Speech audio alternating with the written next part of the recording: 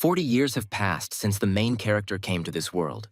In this world, survival and leveling up are important tasks. Weak people won't last a day here, once the main character was weak. But in order to survive here, he had to become strong, and so he reached that very moment. When he became the most powerful warrior in this world, his final task was to destroy the Demon Lord. And that day has finally come. Today, Mikey will make his final swing of his sword, and he will put an end to these adventures, which have lasted for 40 years, and retire. After defeating the Demon Lord, Mikey sheathed his sword and walked over to his friends. His friends were of different races. He met them all in this world. Together, they went through a lot. Here, after the task was completed, the goddess Maya appeared. She came to reward the heroes for the completed task. She knew that the protagonist would defeat the Demon Lord. No, she was sure of it. Mikey didn't like her carelessness. He was unhappy about it, because out of everyone in this cave, she had singled him out. Unable to bear this, Mikey nevertheless attacked the goddess Maya, because she gave some abilities to the others, made them the strongest. But the main character didn't get any of this. He had to level it all up himself. The main character tried to attack the goddess Maya, but at the last moment he was stopped, not allowing him to do anything stupid. The goddess Mayu was frightened. She could not believe that the weakest was able to survive all the trials and become the strongest. To somehow calm him down, she decided to play her trump card and said that she would reward everyone for the work done. The orc, without thinking twice, wished to go to the next battlefield. He wanted to test his moral principles. The other guy said he didn't need anything because he already had great colleagues and an unforgettable adventure. The elf asked the goddess for the right to move to any dimension and the ability to use weapons. The elf wants to start a revolution for the alienated races that have suffered humiliation. Mikey wondered what he could wish for from the goddess that would bring him joy. He immediately remembered the old days. When he was still on Earth, he missed home. As he leisurely strolled through the city streets, there were no monsters or beasts in sight. He remembered the diner located on the very street where he often walked. As much as he enjoyed earthly food that was not available in this world, he missed it all so much. Remembering his last meal before he was transported to this stupid and alien world. Remembering this, tears of happiness and drool began to flow from his eyes. He was already imagining how he would enjoy this on Earth. The goddess pulled him out of his memories because the protagonist did not answer her question for too long. The main character said that he wants to return to Earth and open his own diner there. Everyone was shocked by what they heard, so the most powerful and strong warrior wanted to return to Earth and open a diner. The goddess Maya asked again, in case she had misheard the protagonist's request, but the main character said that he wants to spread the food of this place in his homeland. For Earthlings, their cuisine is already a familiar thing, of course. The local dishes will be a novelty for them. The protagonist's friends weren't particularly impressed with Mikey's choice, and also felt sorry for the Earthlings that they would have to try it. The goddess did not understand why the food from this place seemed tasteless to them, when it was simply divine. The protagonist agreed with the goddess. He also liked the food from this world, especially since it improved his stats. The peaceful and prosperous city of Seoul, where at dawn the lights are still on in the windows of houses. But after the gate appeared, Seoul became dangerous. But not only Seoul, but also such devilry was happening all over the world. Monsters filled the streets of cities, destroying everything in their path. But with the appearance of monsters, hunters also appeared. Monsters roamed the city, searching for victims, destroying the city to the ground. A hunter watched all this from the side. Soon there would be another battle with monsters. Someone approached the hunter from behind, distracting him from observing. She was a secretary from the management department. She helped the hunters by giving them instructions from their superiors. They began to discuss the need to close these gates so that monsters would stop coming into this world. But then a hunter named Jonathan pointed to one of the monsters. He was constantly looking back somewhere, as if he was running away from someone, afraid that he would be caught. This greatly alarmed the hunters. The secretary, unable to bear the cigarette smoke coming at her, pushed Jonathan away so as not to smell of cigarettes. But then his cigarette was put out by a sudden rain. The hunter didn't like it. There's not enough rain here, Jonathan thought. Finally, completely freaking out, he threw away the cigarette and went into the building, saying that he would take 2 days off.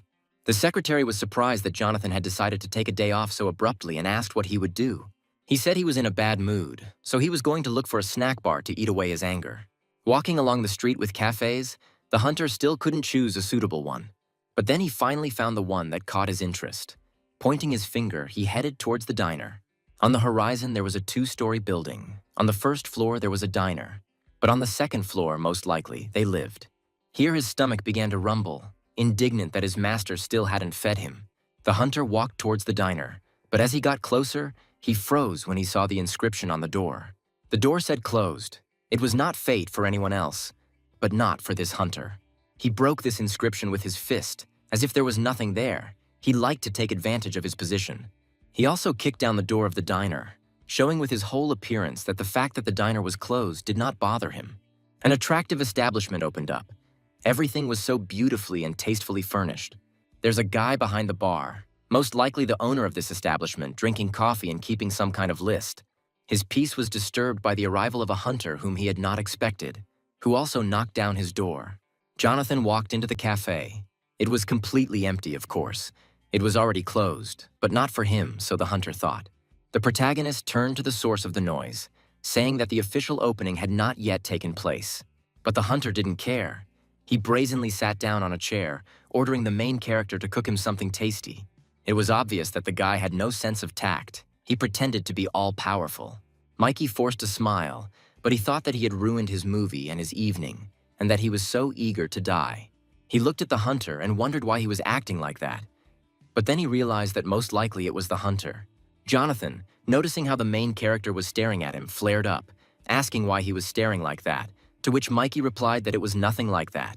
Skinny forearms, legs as thin as matchsticks that would probably break if you hit him with a low kick. Eyes and intelligence unable to recognize the sign closed. It is clear why he is so fearless. The main character made a pitiful face, thinking that the poor guy came from hungry lands. Where would there be any etiquette here? The hunter flared up again, saying why he looked so pitiful. He was a member of the First Order. But the main character didn't even hear him. He had already started preparing dinner for him. Dissatisfied, he sat down on the chair again, saying that he would smear him if he cooked him bad food.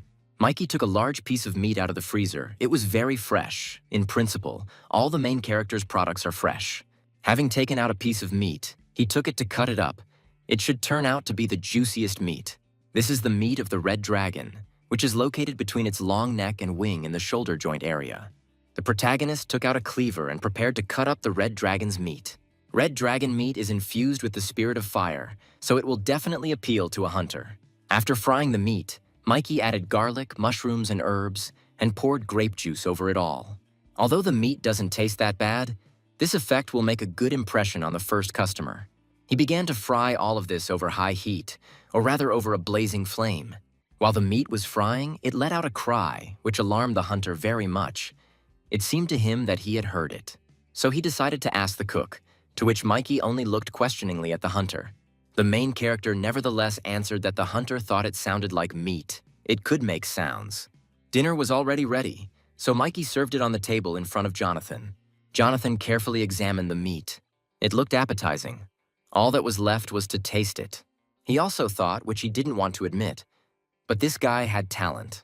The hunter decided to add his opinion about this dish and reluctantly praised the main character. And he began to cut up the cooked red dragon meat. The meat emanated a faint aroma of fruit and burnt fat, and the roasting was also perfect. The hunter asked the protagonist what he called this dish, to which Mikey replied that the dish was called Ryu's steak. The hunter said that he had never heard of such a thing and decided to try the dish. When he tried to cut off a piece of this meat, it did not give in at all. He could not cut it. He had already exerted a lot of force to cut it, but it was all in vain. It still wouldn't budge. He looked angrily at the main character, saying that the meat was not being cut and why this was happening. Mikey said that couldn't be true and took the dish away to cut it himself. Here the main character began to remember how he defeated that very red dragon. He was very big and strong, but unfortunately for the dragon, Mikey was stronger than him. They encountered him in a cave. The main character's task was to destroy this dragon. Mikey launched a powerful punch towards the dragon, and with one blow, he killed the dragon. Mikey was able to cut through the meat without any problem. I don't know why the hunter couldn't do it. The hunter said that the knife seemed to be resisting him, so he couldn't cut. But when he saw how the main character cut off a piece of meat without any problems, he was surprised. Mikey replied that Jonathan was probably too tired. Finally, I'll try this delicious piece, Jonathan thought, looking at it with gusto. And then, having put this piece of meat in his mouth, he felt very hot. His mouth was burning badly. And then a huge flame flew out of the mouth. That piece of meat was so hot. Moreover, this meat was not tasty at all, which made the hunter feel offended. Meanwhile, the main character mocked Jonathan, saying that it meant his dish turned out to be tasteless. On top of all this, Jonathan couldn't spit out the meat. It was so disgusting and hot. And he decides to swallow this piece of meat in order to quickly end this torment. Swallowing it only made things worse. His whole body felt like it was on fire. He was burning from the inside. Unable to bear such pain, the hunter fell flat on the floor. The main character managed to punish the showing-off hunter. He was pleased with the work done, as he had taught this upstart a lesson. After some time, the hunter woke up, greedily gulping air. Jonathan saw the main character sitting in front of him, relaxed and yawning.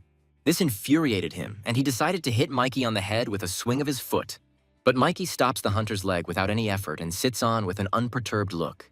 The protagonist responded to the hunter's attack by saying that even after eating this dish, he was not capable of more, and that he really was weak. The hunter, perplexed, asked the protagonist's words again, thinking that he was completely stunned. So he decided to put all his strength into the attack to show who was the boss. A powerful blow flew straight at the protagonist's head, but he didn't even move. At the last moment before the strike, he simply flicked the hunter's face.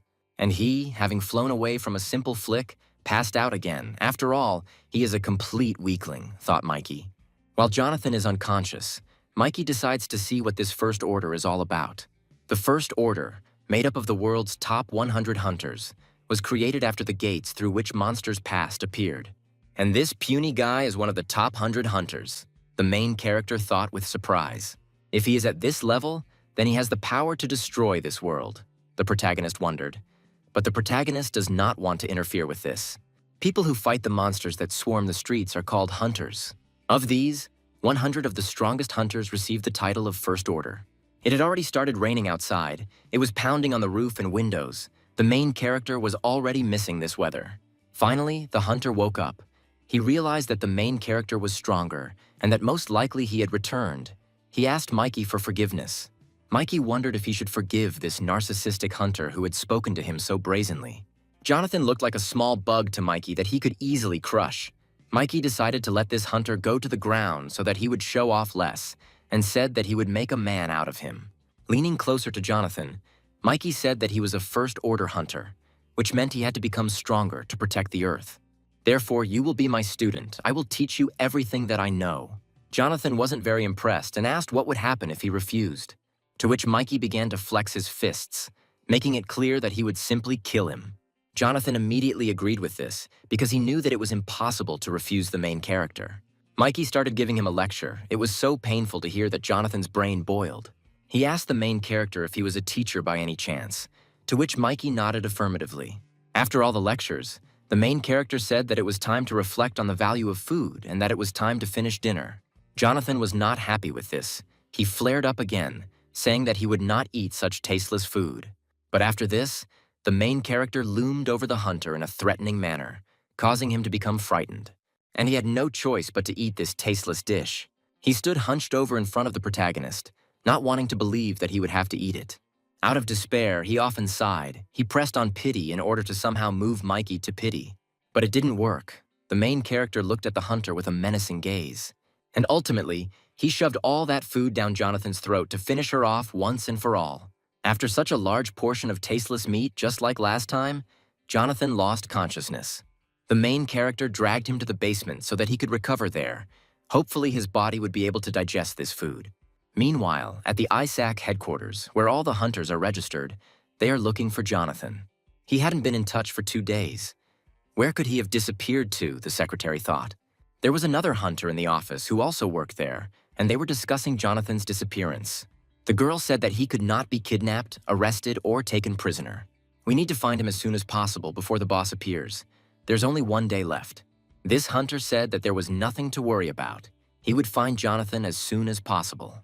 Walking through the city streets, the hunter looked for this wayward guy. Cliff crouched down to examine the tracks he had found. They belonged to Jonathan. Cliff used his ability to find out the exact location of the hunter. And finally, he found Jonathan's trail. All that was left was to follow it.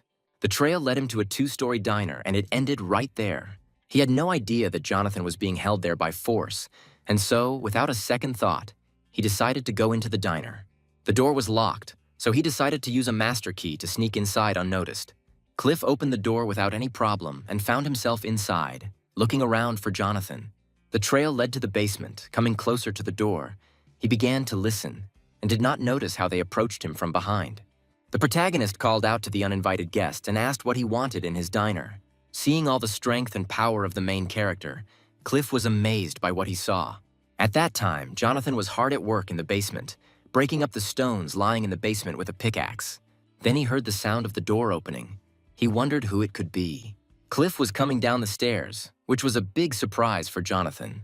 Cliff stood in the center of the basement, completely dissatisfied that now, for Jonathan's mistakes, he too was taking the rap. Jonathan thought Cliff had come to save him and offered him a friendly handshake, but Cliff walked past, ignoring it. Cliff took the pickaxe and said with a dissatisfied look that we had to get to work. Together they set to work, breaking up the stones in the basement with a pickaxe. The hunter quickly ran out of breath and sat down to rest, telling Jonathan that it would be better if he didn't provoke the owner of this diner. He, in a fit of rage, decided to beat up his partner for this, since he doesn't think with his head at all. But Jonathan dodged in time, and he simply fell to the ground. He no longer had any strength. Cliff said that next time, watch your words, otherwise one day you'll be in real trouble. And now Cliff gets up again to continue working. He needs less rest. But taking the pickaxe, he again swings at Jonathan because he infuriated him with his indifference. But Jonathan easily took the pickaxe from him, saying that it would not help the problem. Here Jonathan started talking about how the boss would appear soon since the gates were open. We should get out of this place. Cliff agreed with this. He said that he was looking for him in order to prepare for the meeting with the boss.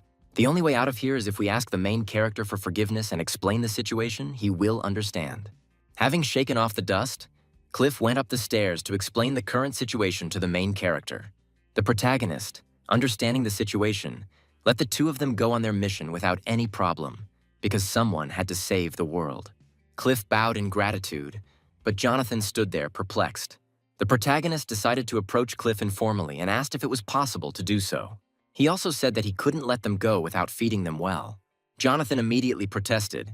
He had no intention of eating tasteless food, but the main character calmed him down, saying that there were also delicious dishes.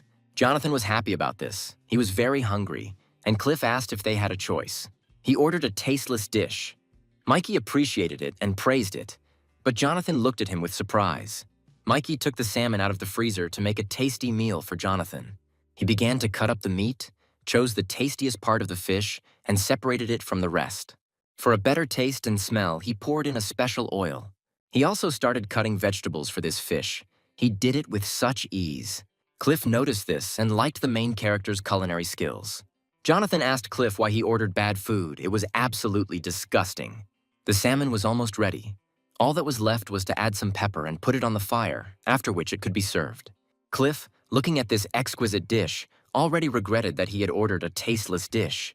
Having wrapped the salmon in foil and placed it in a frying pan, the main character put it on low heat. That's all. All that's left is to wait until the food is ready and can be served. Finally, Mikey took on the next client. After examining him, Mikey realized that Cliff had problems with his liver and kidneys. After that, he asked about something else, that because he was sick, he was not able to maintain his fighting power for long. Jonathan confirmed this, and at the same time began to make fun of Cliff because of his illness. Mikey thought that then he should prepare something that would restore health. The first thing that comes to mind when you are sick is porridge.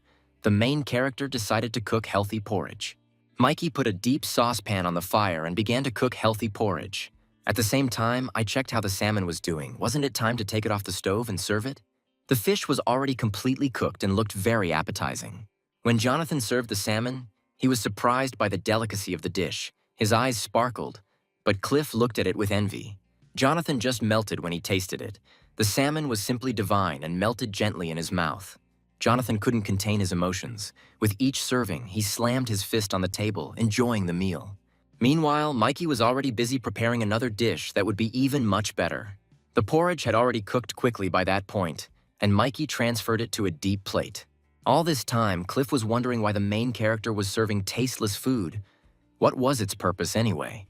At this point, Mikey had already served the dish to his client, wishing him bon appetit. Cliff looked at his dish. It didn't look like porridge, more like soup, and for some reason it had a blue tint. Even Jonathan himself became curious and looked into Cliff's plate.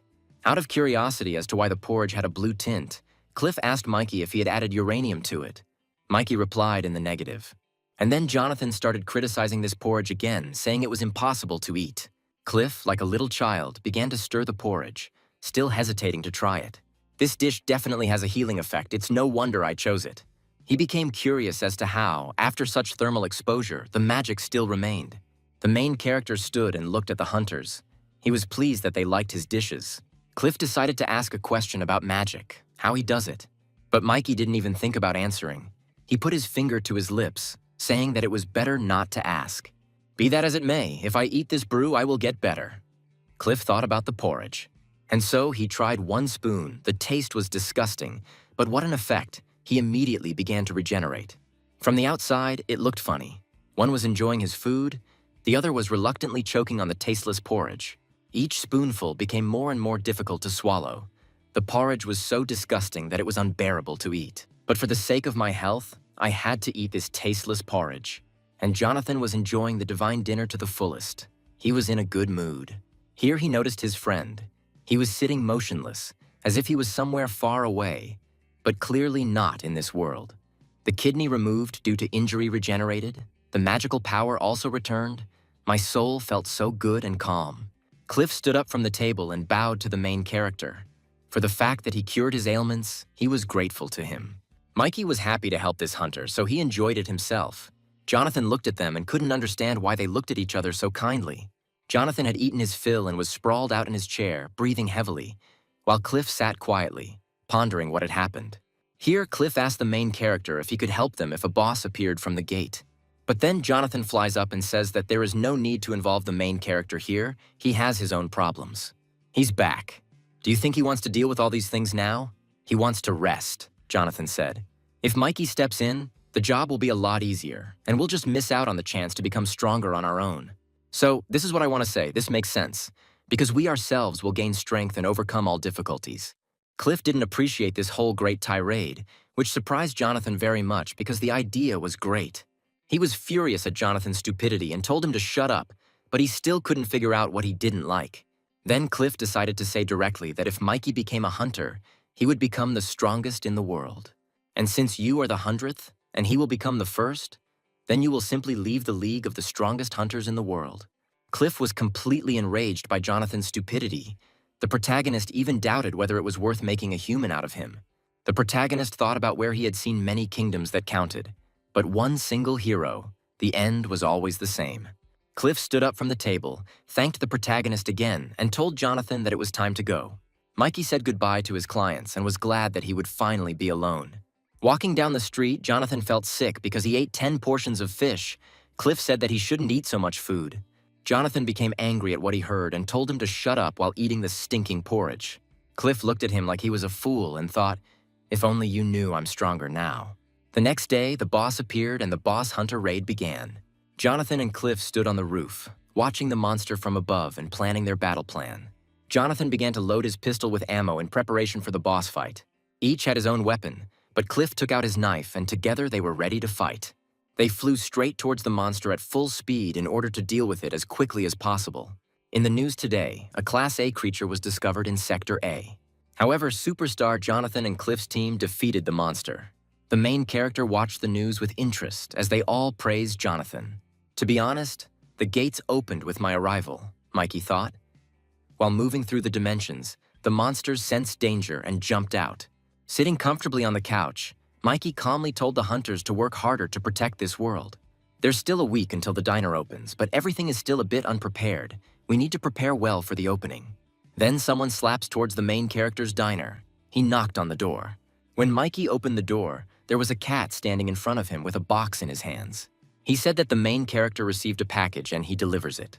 Entering the diner, the cat asked if he could sit on a chair. Mikey allowed it. The cat sat down on a chair and began to lick himself, tidying himself up. The main character looked at the cat with affection and thought how they love to take care of others. They can be anyone. They are specially trained to help hunters. But it happens that hunters end up being so lazy that they start to get fat and insolent, forcing the cat to do everything. All hunters dream of such an Ailu Rosa, and I once really dreamed of it. I even prayed to the goddess Maya to make my dream come true, and I finally got an Ailu Rose. But the goddess Maya had no time for me. She was busy with something more important than fulfilling the wishes of some person. But now I asked to send me pudding, and as a gift, they also sent Ailu. That's why the main character immediately said that he hasn't been a hunter for a long time. Now he's the owner of a diner, and if cat hair starts flying around here, he won't be able to sell. To which Ailu Raz replied that he doesn't shed, so there won't be any problems with that. Mikey began petting the furry creature on his counter, asking how it got there. The cat began to tell his story of how he ended up here. He said that he had defeated the cat god. Mikey didn't believe what he heard. He was very surprised by this, and the cat stood in front of him in a proud pose. He said that he initially asked the hunter to help him, but the cat god refused him, citing the fact that he was not suitable for this hunter. The cat decided to use his weapon, in the form of cute eyes, to be allowed to join the hunter. But this did not affect the cat god in any way. He stood his ground, saying that you were not suitable. But Ailu Raz still didn't calm down. He called this hunter cool fallen angels, much better than usual. The cat god realized that the cat would not give up and then decided to find another brave warrior. Ailu Rosa was carried into the thicket of the forest, where he sat and became despondent because they were not giving him a hunter. Then a butterfly flies up to him. It flutters near him. It was very beautiful. Ailu grew up watching attentively as this beautiful butterfly fluttered around him. And he came up with a great idea. To help hunters, he needed to become stronger. And from that day on, the cat began to train hard to become much stronger. He began not only to play sports, but also to read a lot of books to become smarter. So, having trained so much, you went up against the cat god, asked the main character. Ailu Ras agreed. He said that he had defeated the cat god and could finally become the hunter's assistant. He was so proud of himself for having completed this task that he went to the hunter on his own accord. I think I know why they sent me this Ailu Rosa, thought the main character. Mikey said that he was no longer a hunter. He had already retired, and now he didn't need the Ailu Ras, to which the cat came up with a trump card making cute eyes. Mikey thought about it and decided that he could use another employee at the diner. The cat jumped for joy upon hearing this. His dream had finally come true. Mikey was also amused by this, so he patted the new employee on the head and named him Nabi. So, there's a war in the diner, the first employee has appeared, now it won't be so quiet here. Meanwhile, two cooks from other establishments were watching the diner. They didn't like the fact that they had a competitor, so they decided to get rid of him. It was the owner of the restaurant Reason. The chef's name was Louis. This man was the owner of the Vanner Cafe. The chef's name was Louis. They stopped in front of the diner's entrance, wondering how they could destroy this owner. They came up with the idea of contacting the first order and tearing this establishment to pieces. Then they noticed some flowers on the side of the diner, and they became interested. Coming closer to them, they were shocked by what they saw. There were thanks from Justin and Cliff. They didn't like this at all, since he had already made connections in the first order. Louis was seething from this. He was ready to destroy everything that was here right now. But having pulled themselves together, they decided not to do anything stupid and to come again, only this time thoroughly prepared. As they were running away, the door of the diner opened and he saw the cooks running away. They didn't even have time to run away when Ailu Ras touched them to attract their attention. Ailu Ras invited new customers to come into their establishment to try the dishes. They were simply shocked. It was wild to them that a cat could talk. The cat, not noticing this, continued to call guests into the establishment. While they were dumbfounded, Ailu Ras decided to grab them by the scruff of the neck and drag them into the diner. Sitting inside, they thought about what they could find fault with so that the owner would have problems later. Meanwhile, the cat brought them drinks before they could order. Since there is a cat here, they decided to check the bar counter for hair. Louis ran his thick finger along the bar counter, hoping to find cat hair and dust. But as soon as he looked at his finger, he saw that there was not a speck of dust on it. Their surprise knew no bounds. They began to examine the entire diner, hoping to find at least something that wasn't on the sand pin. But the diner was perfectly clean, not a single speck of dirt or dust, it's hard to believe. They had already run out of all the nitpicking they could find about this establishment. They couldn't find anything. Ailu Ras introduced himself as Nabi and brought the menu to the customers for them to choose their dishes. Not understanding why the cat wasn't shedding, they started pawing at the cat to try to pull out at least a hair. Nothing worked out for them. The cat put a menu under them and told them to choose. The cooks decided to go to Plan B. This was their only chance to find at least something. They ordered the signature dish of the day for 2 people, and Nabi listened to them attentively. And he ran off, pleased, to tell the main character what the clients had ordered, while they sat there with sly smiles. Telling the protagonist that the customers had ordered the signature dish of the day, Mikey started to place an order and saw the chef for the first time, the owner of this establishment. Mikey took out a large vat and began to wipe it down so he could cook the dish in it later. Louis sat and looked at the main character. He thought he was handsome. Because of this, Louis began to pick on him, asking why he looked at the main character with such love. The main character was already frying something in a frying pan while they were arguing with each other. The food was ready, and Nabi happily carried the dishes to the customers. Having placed the dishes in front of them, they looked at what was prepared in surprise. It looked very appetizing, but how would it taste, the customers wondered. So, taking the first spoon, Louis looked at it carefully, not daring to try it. Little by little, the two of them bring spoons to their mouths to try the dish. And so the two of them began to chew what had been prepared, tasting every grain of this food. They sat at the bar and devoured the dish prepared by the main character. Having eaten their fill, they lay down on a chair and said that they had never tasted anything more delicious. This place is different from ours. They serve slightly different dishes here, Louis said to Louis. Satisfied and well-fed, they left the table, praised the cook, paid for the meal, and left. Ailu grew up seeing them off, joyfully waving his paws at them goodbye, telling them to come again. Laughing and forgetting about their plan, these chefs went to their establishments. Nabi approached the owner, asking what kind of piece of paper he was holding in his hand. Handing the piece of paper to Nabi, the protagonist said that these two were on the blacklist, as Cliff had warned him about these cooks. We took them down with one serving of squid top pub. It's a pretty useful ability. Nabi also agreed with that. From the very beginning, the main character did not want to intersect with other establishments. It is very important to coexist with everyone in harmony. Here we return again to the memories of the main character when he was in another world, the gladiator arena. Mikey stands in the center of this gladiator field. He was once a gladiator. There are dead bodies everywhere. The main character's sword is covered in blood. So far, he has survived all the gladiator skirmishes. All the people watching them are shouting for him to kill the other gladiator. Everyone is out for blood. Mikey watches as the whole stand screams in unison for him to kill him. How cruel they are. A young gladiator lies on the ground, completely wounded. He lost this battle. Mikey swings his sword at the prone gladiator to finish him off, as the people said. But at the last moment, he thrusts his sword next to the gladiator's head. And the main character says that he won't do this, and that he's already sick of it. He falls to his knees next to the gladiator. He is already tired of such a life, the life of a slave. The entire arena howled with discontent that they had not seen the performance they wanted. We return to our world. Cliff is sitting in the diner, having already eaten something delicious from the chef. He noticed that Mikey wasn't reacting to his words, so he waved his hands in front of his face. The protagonist immediately returned from his memories to reality, saying that he was remembering the old days. Nabi was taking the plate to the sink, and Mikey asked if this was Cliff's first time eating kimchi jjigae. But Cliff replied that he lived in America at first, so he wasn't used to Korean food. Then they all enjoyed their drinks in silence, each lost in their own thoughts. Getting up from the table, Cliff warned the protagonist that in a few days, people from the mayor's office should come to him to check the real state of affairs. Mikey wondered what the real state of affairs was that he wanted to see. They will come to check whether the Ailu Ross is capable of receiving guests, whether it does harm to civilians, and whether it poses a danger. Cliff lovingly began to rub Nabi's neck, but he didn't like it at all. Nabi stood there all disheveled and unhappy that he was being treated like a pet. While the main character was cleaning up, he thought that whoever came today was most likely also returned, and I hoped everything would go smoothly. After Cliff left, Nabi went outside to sweep the yard, and by the time the inspection arrived, he was humming cheerful songs. Suddenly, someone approached Nabi from behind and asked if they were open. Ailu jumped up in surprise, as is typical of cats. Even the one who approached him did not expect this. After landing, Nabi began to swing his broom back and forth, driving away the man who had appeared. Then he stopped abruptly, as he was surprised that this man knew about them. Nabi jumped with joy that in front of him stood also a hunter. He was pleased to meet him.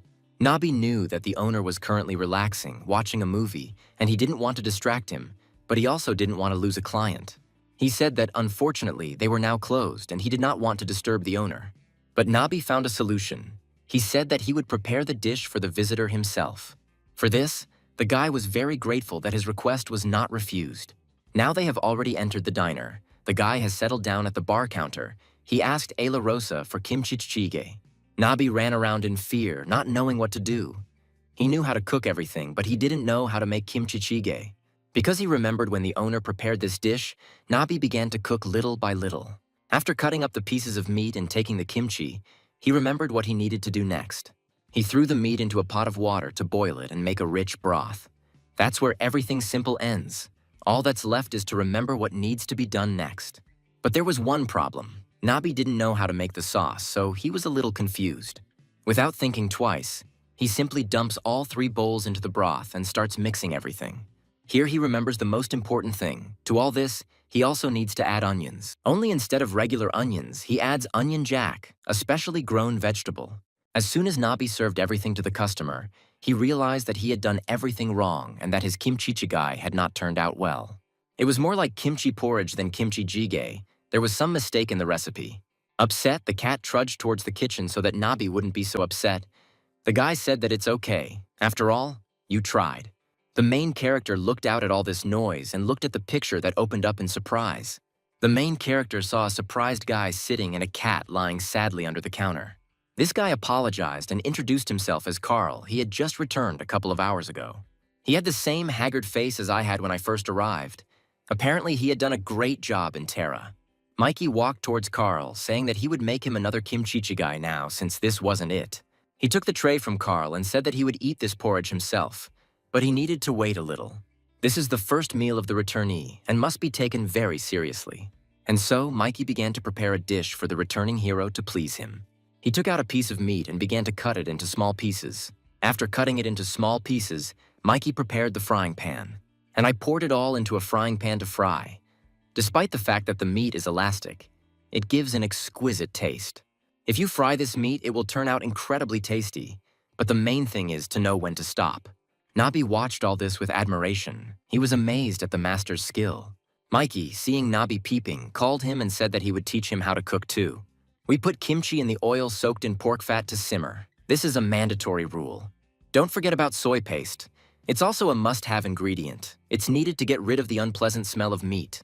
It is also sometimes interrupted with alcohol, but there are those who skip this step. A considerable amount of garlic is added to kimchi, which emphasizes the taste. Nabi decided to clarify, so they add soy paste when preparing for sensitive people. Mikey told him that adding alcohol could be a matter of religion, and that there are cases where people add less garlic. Nabi diligently writes all this down so as not to miss any detail, and next time, he can cook it himself. Nabi was very pleased with the lesson from the owner because now he knows how to cook kimchi jjigae. Mikey served the prepared food to the customer's table. Everything looked very appetizing. Carl asked Mikey if he also wanted to eat kimchi jjigae first thing. Mikey agreed and said that when he was on Earth, he didn't appreciate it until he got to another world. Carl tried the first spoonful of the dish. It was simply delicious. He was immediately flooded with memories of eating in his homeland. It was an indescribable feeling. The memories overwhelmed him with emotions, and he simply burst into tears like a child. After he had eaten everything, Nabi ran over to take the tray, and Mikey chatted with the returned one. Carl spent 13 years in another world.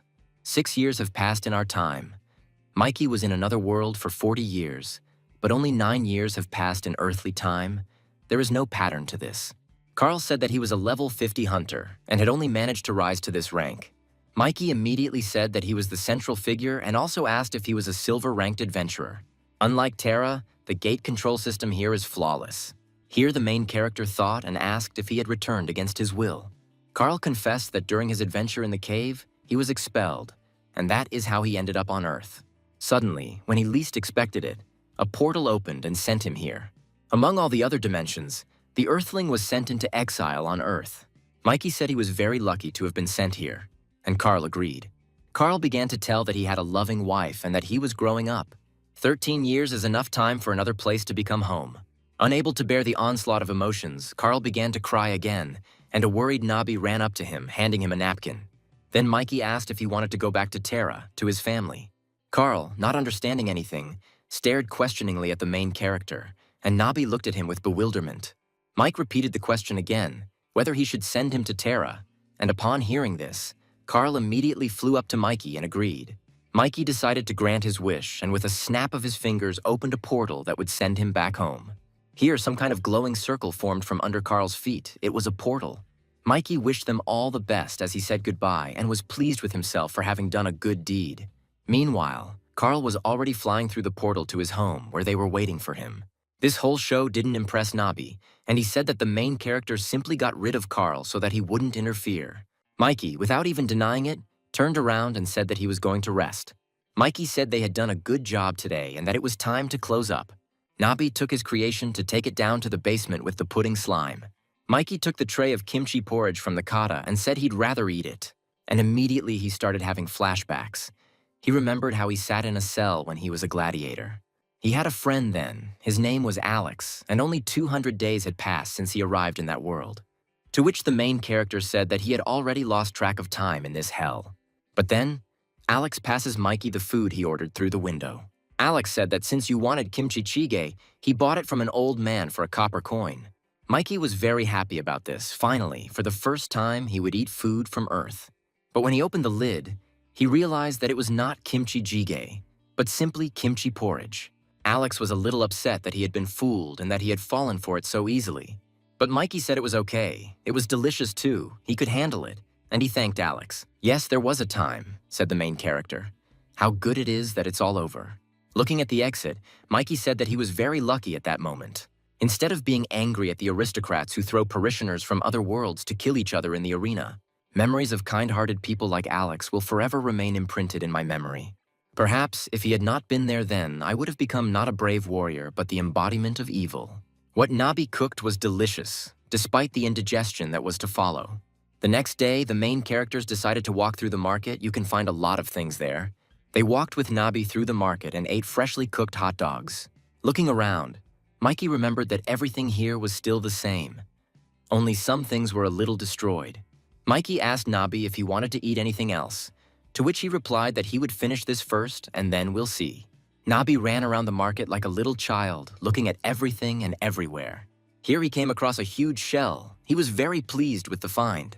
Mikey said that it was the first time he had seen such a huge shell, and Nabi agreed with him. Could this be Guragikas? Thought the main character, examining this shell. Then the saleswoman came out. Mikey wanted to ask her about this shell, but she said that she didn't know anything. Her husband brought it all. The main character immediately said that he wanted to buy it from the saleswoman and how much it cost. He will also buy 10 pieces of mackerel along with this mollusk. Mikey said that he has a diner, albeit a small one, and he buys everything there. The saleswoman immediately attacked the main character, saying that he was stingy because he only bought 10 mackerels for the snack bar. And she started putting out everything that this diner could prepare. Having bought everything they needed, they said goodbye to her and went home. Having dragged this shell home, they stared at it. It was so big that they could make a lot of things from it. And so he suggested to Nabi to open the shell and see what was inside. Grabbing the small hole with his hands, the main character pulls it in different directions. And finally it gave in and opened. It was difficult to open because of the stuck mud. A comb came into view. It was still very fresh and much larger than Nabi. A couple of times while cutting it up, Mikey took a knife and decided to cut the scallop into thin slices. The main character wondered what could be made from this huge mollusk, and the answer came immediately. Clam chowder. Clam chowder, an American creamy clam soup, has a delicate, creamy flavor. For dinner, we're having scallops and soju, and tomorrow we're having clam chowder for breakfast to cure a hangover. Of course, this poison sac, usually found in all mollusks, contains deadly poison. If you ate it and didn't die, then no other poison will affect you. We made a good purchase. It would be good if we preserved it, thought the main character. And so the main character began to cut up a large mollusk while it was still fresh. Then Cliff walked into the diner and greeted Mikey, wondering what they were doing. Mikey and Nabi greeted Cliff, who came to see them and asked what happened to him. Here Cliff was surprised. This was the same mollusk that was found in the river. Could it really be fit for food? The main character asked in surprise what this Garakas was found in the river. Cliff answered in the affirmative. Mikey put down his knife and said he was very interested in hearing the story. Cliff began to tell that 2 days ago, complaints were received about loud noise in the sewer. What the hunters who arrived at the scene saw was a very small crack in the dimension. It turns out that in the near future, the gates may open and monsters will crawl out from there. Nabi decided to serve Cliff thinly sliced shellfish. It was a slice of scallop. It looked very tasty. Mikey clarified that the crack was found in the sewer, and Cliff answered in the affirmative. Since the authorities don't know when this will all escalate into an abnormal situation, they have sent the appropriate team. That's what Mikey said, and he was wondering why Jonathan hasn't been showing up lately. The protagonist suggested that Cliff add pepper paste or soy sauce with wasabi to the dish, but Cliff refused. All this is not just a coincidence, thought the main character. The hunters are returning on their own. All the people who returned by mysterious circumstances. And Jarakis, whom they found for purchase, it's all very strange. Families of arrogant and cruel level 90 giants often devour such mollusks. Whatever the case, it seems like it all started because of the main character. Meanwhile, in the sewers, Jonathan lay bundled up and dissatisfied. He said that he couldn't do it, to which the secretary immediately replied that he should just give up then. The secretary said that if he continued to lie there like a caterpillar, she would write his resignation letter herself. The hunter was furious. Jonathan said she was too cruel. He even gave up his day off to sit in the sewers waiting for a miracle. That doesn't sound like the behavior of a member of the First Order. The secretary asked, "What then do people make of the First Order?" To which Jonathan, having epically emerged from his sleeping bag, said that they were destroying monsters on live television. Not happy with his antics, she said that he should go on television instead of staying here as a hunter. Because she didn't let him finish, he became offended at her and said that he no longer talks to her. Then suddenly, some kind of glow began to emanate from this crack. Even though Jonathan behaves like a child, he still works, cutting down on his rest and sleep time. The secretary decided to ask Jonathan if she could request a replacement team from her boss. But then an even greater glow occurred, and the girl turned towards the source of light. It was clear that the gates were starting to open and that soon the monsters would be arriving. At that moment, armed detachments were sent into the sewers to help the hunter. Jonathan jumped out of his sleeping bag, pulled out his gun, and prepared to fight the monsters. The secretary was confused because she mainly worked only in the office, and these monsters were much stronger than Jonathan. The gates were expanding with every second. Soon the first monsters would appear from there, and voices could be heard from the gates, insisting that everything would be destroyed. The soldiers froze, as they did not expect that the monsters could speak, and also threatened them. Jonathan said that before the gates widened, someone had to enter them. He asked the secretary to use the crack stabilizer to stop its expansion and wait for help. And then he turned on the hero, saying that he would go into these gates and destroy everyone there. The secretary stopped him, saying that the stabilizer was broken and all the monsters were stronger than him. He couldn't cope. He shook the secretary, saying that he would go in with the coordinator to stabilize the crack. Meanwhile, have her find a diner on the outskirts of town and call Mikey in to help her figure this out. She looked at Jonathan with a puzzled look. What was he even talking about, she thought. He told her to just say his name and ask the owner of this diner for help. Since she still didn't slow down, Jonathan stirred her up by yelling at her. After that, she saluted and ran to the diner owner for help. Before the battle, one of the soldiers offered Jonathan a cigarette, to which he gladly accepted. Then he noticed that the soldiers were wearing cameras. He asked them if the cameras were working, to which the soldier replied yes. Lighting a cigarette and knowing he was being filmed, Jonathan demonstratively turned toward the gate. Taking the coordinator with him, Jonathan ran towards the gate. And with one movement, he disappeared into the gate from which monsters would soon appear. A full-scale massacre had already begun here. A multitude of monsters emerged from the gates, and the soldiers opened fire on them. There were some like a bat, and one was different from all of them. He was a large lizard that was impervious to bullets. He looked at all the soldiers with an angry gaze, knowing that they could not do anything to him. Here he swung his paw to crush one of the soldiers. He already thought that the end was coming for him, and these were his last seconds of life. Suddenly, something flies between them and kills the lizard with one blow, thereby saving the soldier. Only the flying creatures remain, and dealing with them won't be difficult. It took the main character just a couple of minutes to destroy all the monsters. The soldiers were all shocked by the speed of the main character's movements. They stood there and did not understand what had happened here. Everyone was confused. The protagonist stared at the gate from which the monsters were emerging, took a breath, and went to help Jonathan. The gates were getting bigger and bigger each time. I hope they will have time to close them. The soldiers began to survey the battlefield, rescuing their wounded and finishing off the surviving monsters. Meanwhile, Jonathan sat and was afraid to stick his head out, because there were creatures there that were much stronger than him. There were a lot of them. They were heading towards the gate to enter the human world. But the gates were not yet fully open, so they could not go outside. So they tried to break the barrier and took turns delivering powerful blows to the gate. Jonathan looked at this and was afraid, because if they went into the human world, there would be a lot of casualties. Human-like creatures continually struck the gates, trying to break through. Then one of the monsters, swinging his elbow, hit the column behind which Jonathan was located, and the column began to crumble. And a huge stone flew straight at Jonathan, who was sitting behind this column. The stone fell next to the hunter, but the shockwave sent him flying, screaming throughout the cave. The monsters heard this scream and turned towards the source of the noise. One of them decided to check behind the column. Looking there, he saw Jonathan sitting there. The hunter realized that he was caught and now his end would come. He wondered where this Mikey was, why it was taking him so long. All three monsters stared straight at him, saying that now they would crush him, and not even a wet spot would remain. Well, since he had been spotted, he would have to fight one last time, and Jonathan opened fire with his pistols. The monsters swung at him with all their might to crush him, and Jonathan's whole life flashed before his eyes. But then the main character finally popped out. He began to examine the place, and noticed the monsters. Drawing his sword, he walked fearlessly towards them to put an end to this. The monsters looked at the main character with fear because they felt all his power.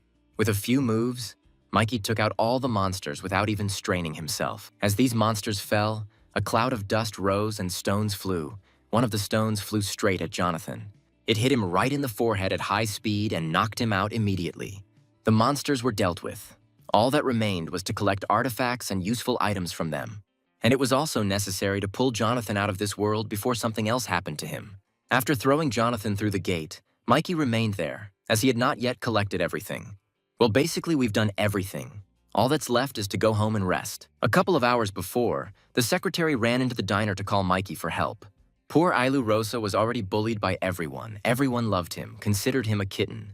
Nabi, seeing the owner, asked him to help him get out of these nets. While Mikey was explaining to the customers that it wasn't a cat, but an employee of the establishment, the secretary came into the diner. She took Mikey's hand and asked if he was the owner of this establishment. She introduced herself as an assistant of the First Order. Her name is Riley. She came to ask for help. The protagonist was surprised that they were asking him for help. A portal opened in the sewers. Mikey decided to find out more, so he invited Riley to sit down.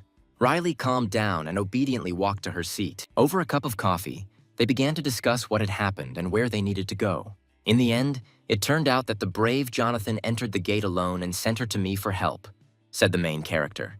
Mikey found this situation funny. Riley didn't understand why he was laughing. He said that everything would be resolved soon. His employee Nabi was still being tormented by visitors.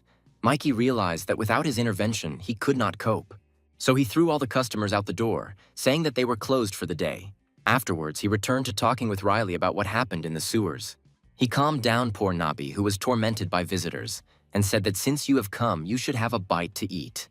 She didn't understand this and said that it was an emergency and they needed to go help immediately. But Mikey said that there was nothing to worry about. Mikey wondered why, after all this time, the number of hunters visiting had not increased. The healing dish, which worked instantly, was quite good and would be of interest to tired and exhausted hunters. He leaned sharply on the table, causing the cup and saucer to jump. And he started talking about Riley's illnesses. You probably often get goosebumps. Sometimes you suffer from chills and cold symptoms. Mikey looked her over from all sides and said, "That's why your body looks like ice." Mikey walked up to the large clam, saying that this was what the dish would be made from. Riley wondered why the protagonist was reacting to the situation this way. He should behave differently, since the order was asking him to. But then she noticed where the main character was poking around and what he was going to cook. Mikey asks her if she had time to collect her thoughts while he was cooking. Mikey fried garlic in a pan and added a special seasoning to it to improve the taste. After stirring everything in the pan for a few minutes, it was time to add the clam meat. The protagonist, bringing a bowl of meat to the frying pan to fry, Riley asked if this dish was made from seafood. Mikey said yes, and it's called clam chowder, which is a soup with clams in it. Riley remembered that this clam was found in the lake. She was very surprised by this, and jumping up from the table, she shouted that she was not going to eat the monster dish. Mikey didn't understand her outburst and why she refused to eat this dish. Then she suddenly falls silent and turns away and thinks to herself how she could refuse the one who was returned. Finally calming down, she sat down and told him to serve the dish. First, you need to fry the garlic, potatoes, and bacon in a frying pan. After adding wheat flour, frying potatoes, and shellfish meat, it was time for broth and milk. Here is our clam chowder soup ready. It looks simply delicious. And so Mikey handed the dish to Riley and she stared at him, afraid to pick up a spoon. By the way, this dish is called clam chowder, but in fact, it is just milk porridge with clam meat. The girl tried the spoon, and a feeling of warmth immediately ran through her body. This soup was very tasty. Plus, it immediately began to warm the girl from the inside. Because she felt hot, she took off her jacket and began waving her arms to at least feel the breeze. Mikey asked Riley if she felt better. Maybe the cold had finally left her and it was warm there. Riley said she loved it the first time she tried a dish made with ingredients that monsters eat. Hunters Association, Korean branch.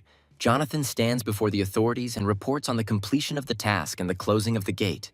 Jonathan says he understands everything the boss means, but he speaks as he sees it. The boss asks about an unknown monster that cut down all the monsters in a matter of seconds. Jonathan says he's not some kind of monster, but just a man, the owner of a diner. So, you're saying that an ordinary diner owner killed dozens of monsters whose rank was higher than S in just 5 minutes? The director asked. The hunter said that even though he defeated these monsters, there was no need to fear him. He was not that kind of person. The director was already going crazy, since such a strong hunter as the main character could become a problem. We have a rule in our association that says not to touch those who have returned. If they don't want to be touched, then just leave them alone. He runs a diner and is an upstanding citizen, so he's not interested in all this. The director still stood his ground. He said that he could not trust him, purely because he looked kind. Jonathan said that no one denies this, and anyway, this issue will be decided by higher authorities. At least that's how I reasoned it. Please emphasize that, Jonathan said. The director was already furious at the hunter's impudence, as if he put himself above others. As in any other country, half of the sector cannot fly apart just because one returnee made a mistake. Here, Jonathan told his director that he would need to buy land. Moreover, next to that diner, when chaos comes, this very land will remain intact, and it will become very expensive.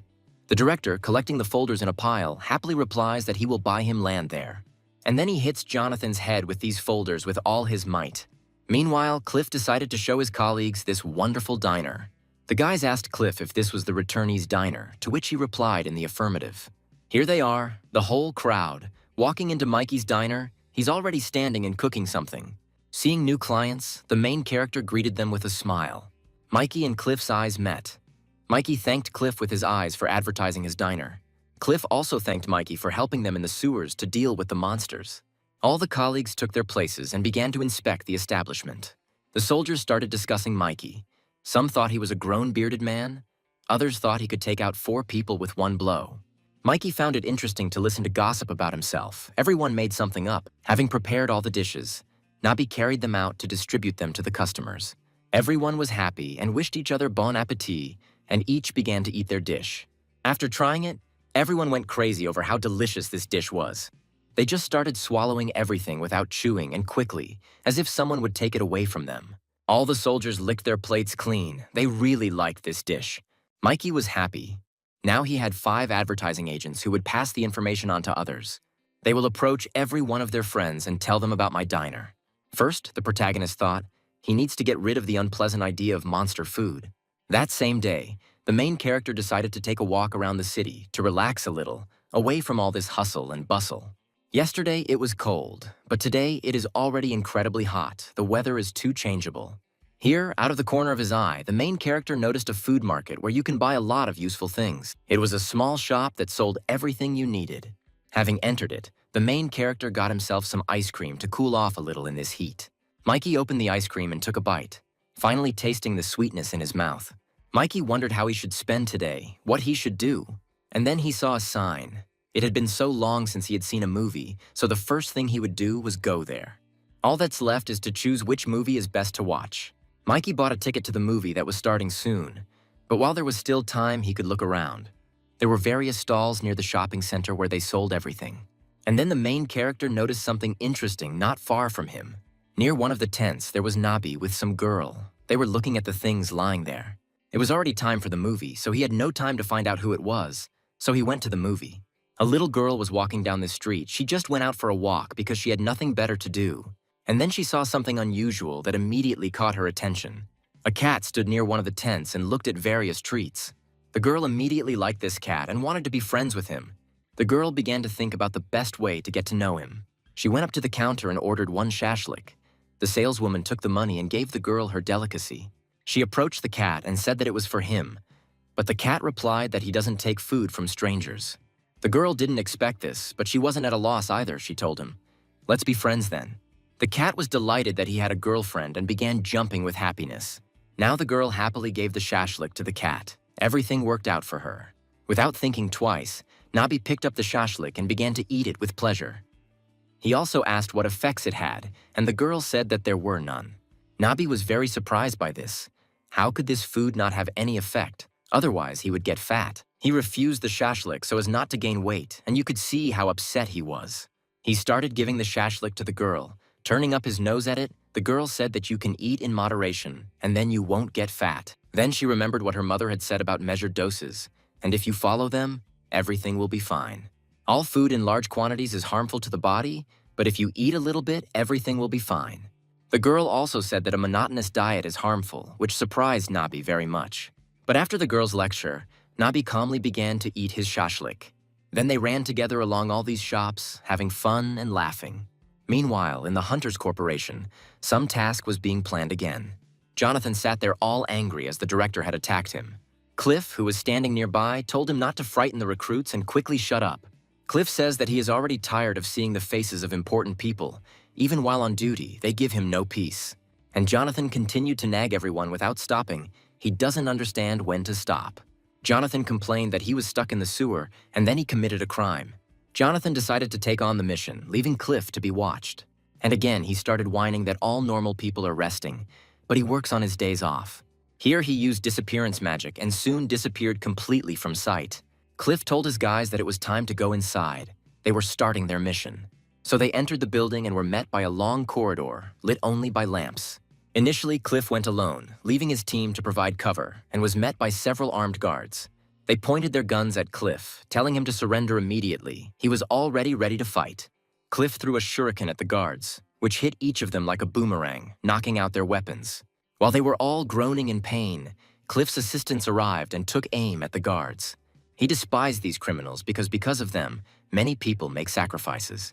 The soldier reported that they had already arrested 13 people, and it seemed there was no one else, but they would check everything again and thoroughly. The director of the hunting center walks from side to side. Something always bothers him. Then the secretary flew into the office. She entered so abruptly that the director was taken aback. The secretary reported that the city was experiencing a power outage because a power outlet had been hit during a shootout while the bandits were being captured. The director was not happy with this information. This problem needed to be resolved immediately before the entire city went dark. While they are fixing this problem, one of the hunters can give them some more time. He holds the electricity, but it will not last long. Cliff reported that when consuming electricity, the hunter's strength increases, and that soon he will not be able to withstand it. As soon as he reported this, the hunter flies away from the shield and completely loses consciousness. Meanwhile, the main character is enjoying watching a movie at the cinema. This film was about love. There was also a bit of a detective story. It said that the girl waited for her lover for a very long time. And he, all this time trying to find her, and finally found her to tell her that he wants to kill her, and took out a knife to carry out his plan. The main character did not expect this turn of events. He spent so many years looking for the girl, only to then simply kill her. But at this point, the screen in the cinema goes dark and disgruntled voices start to ring out in the audience. A cinema employee came and said that they apologized. It was all a technical problem, and everyone would get their money back for the film. The main character didn't believe what he heard and sarcastically said that it was all just an unfunny joke. Upset, he left the cinema saying that for the first time in 9 years, he decided to watch a sequel to the hit film. He returned to his diner to check if the power had gone out. Looking into the refrigerator, he realized that everything was fine and there was no need to worry about the food. He also remembered that he had an ice crusher somewhere, as it was very hot today and he needed to cool down. Mikey climbed up to get it and make himself a treat.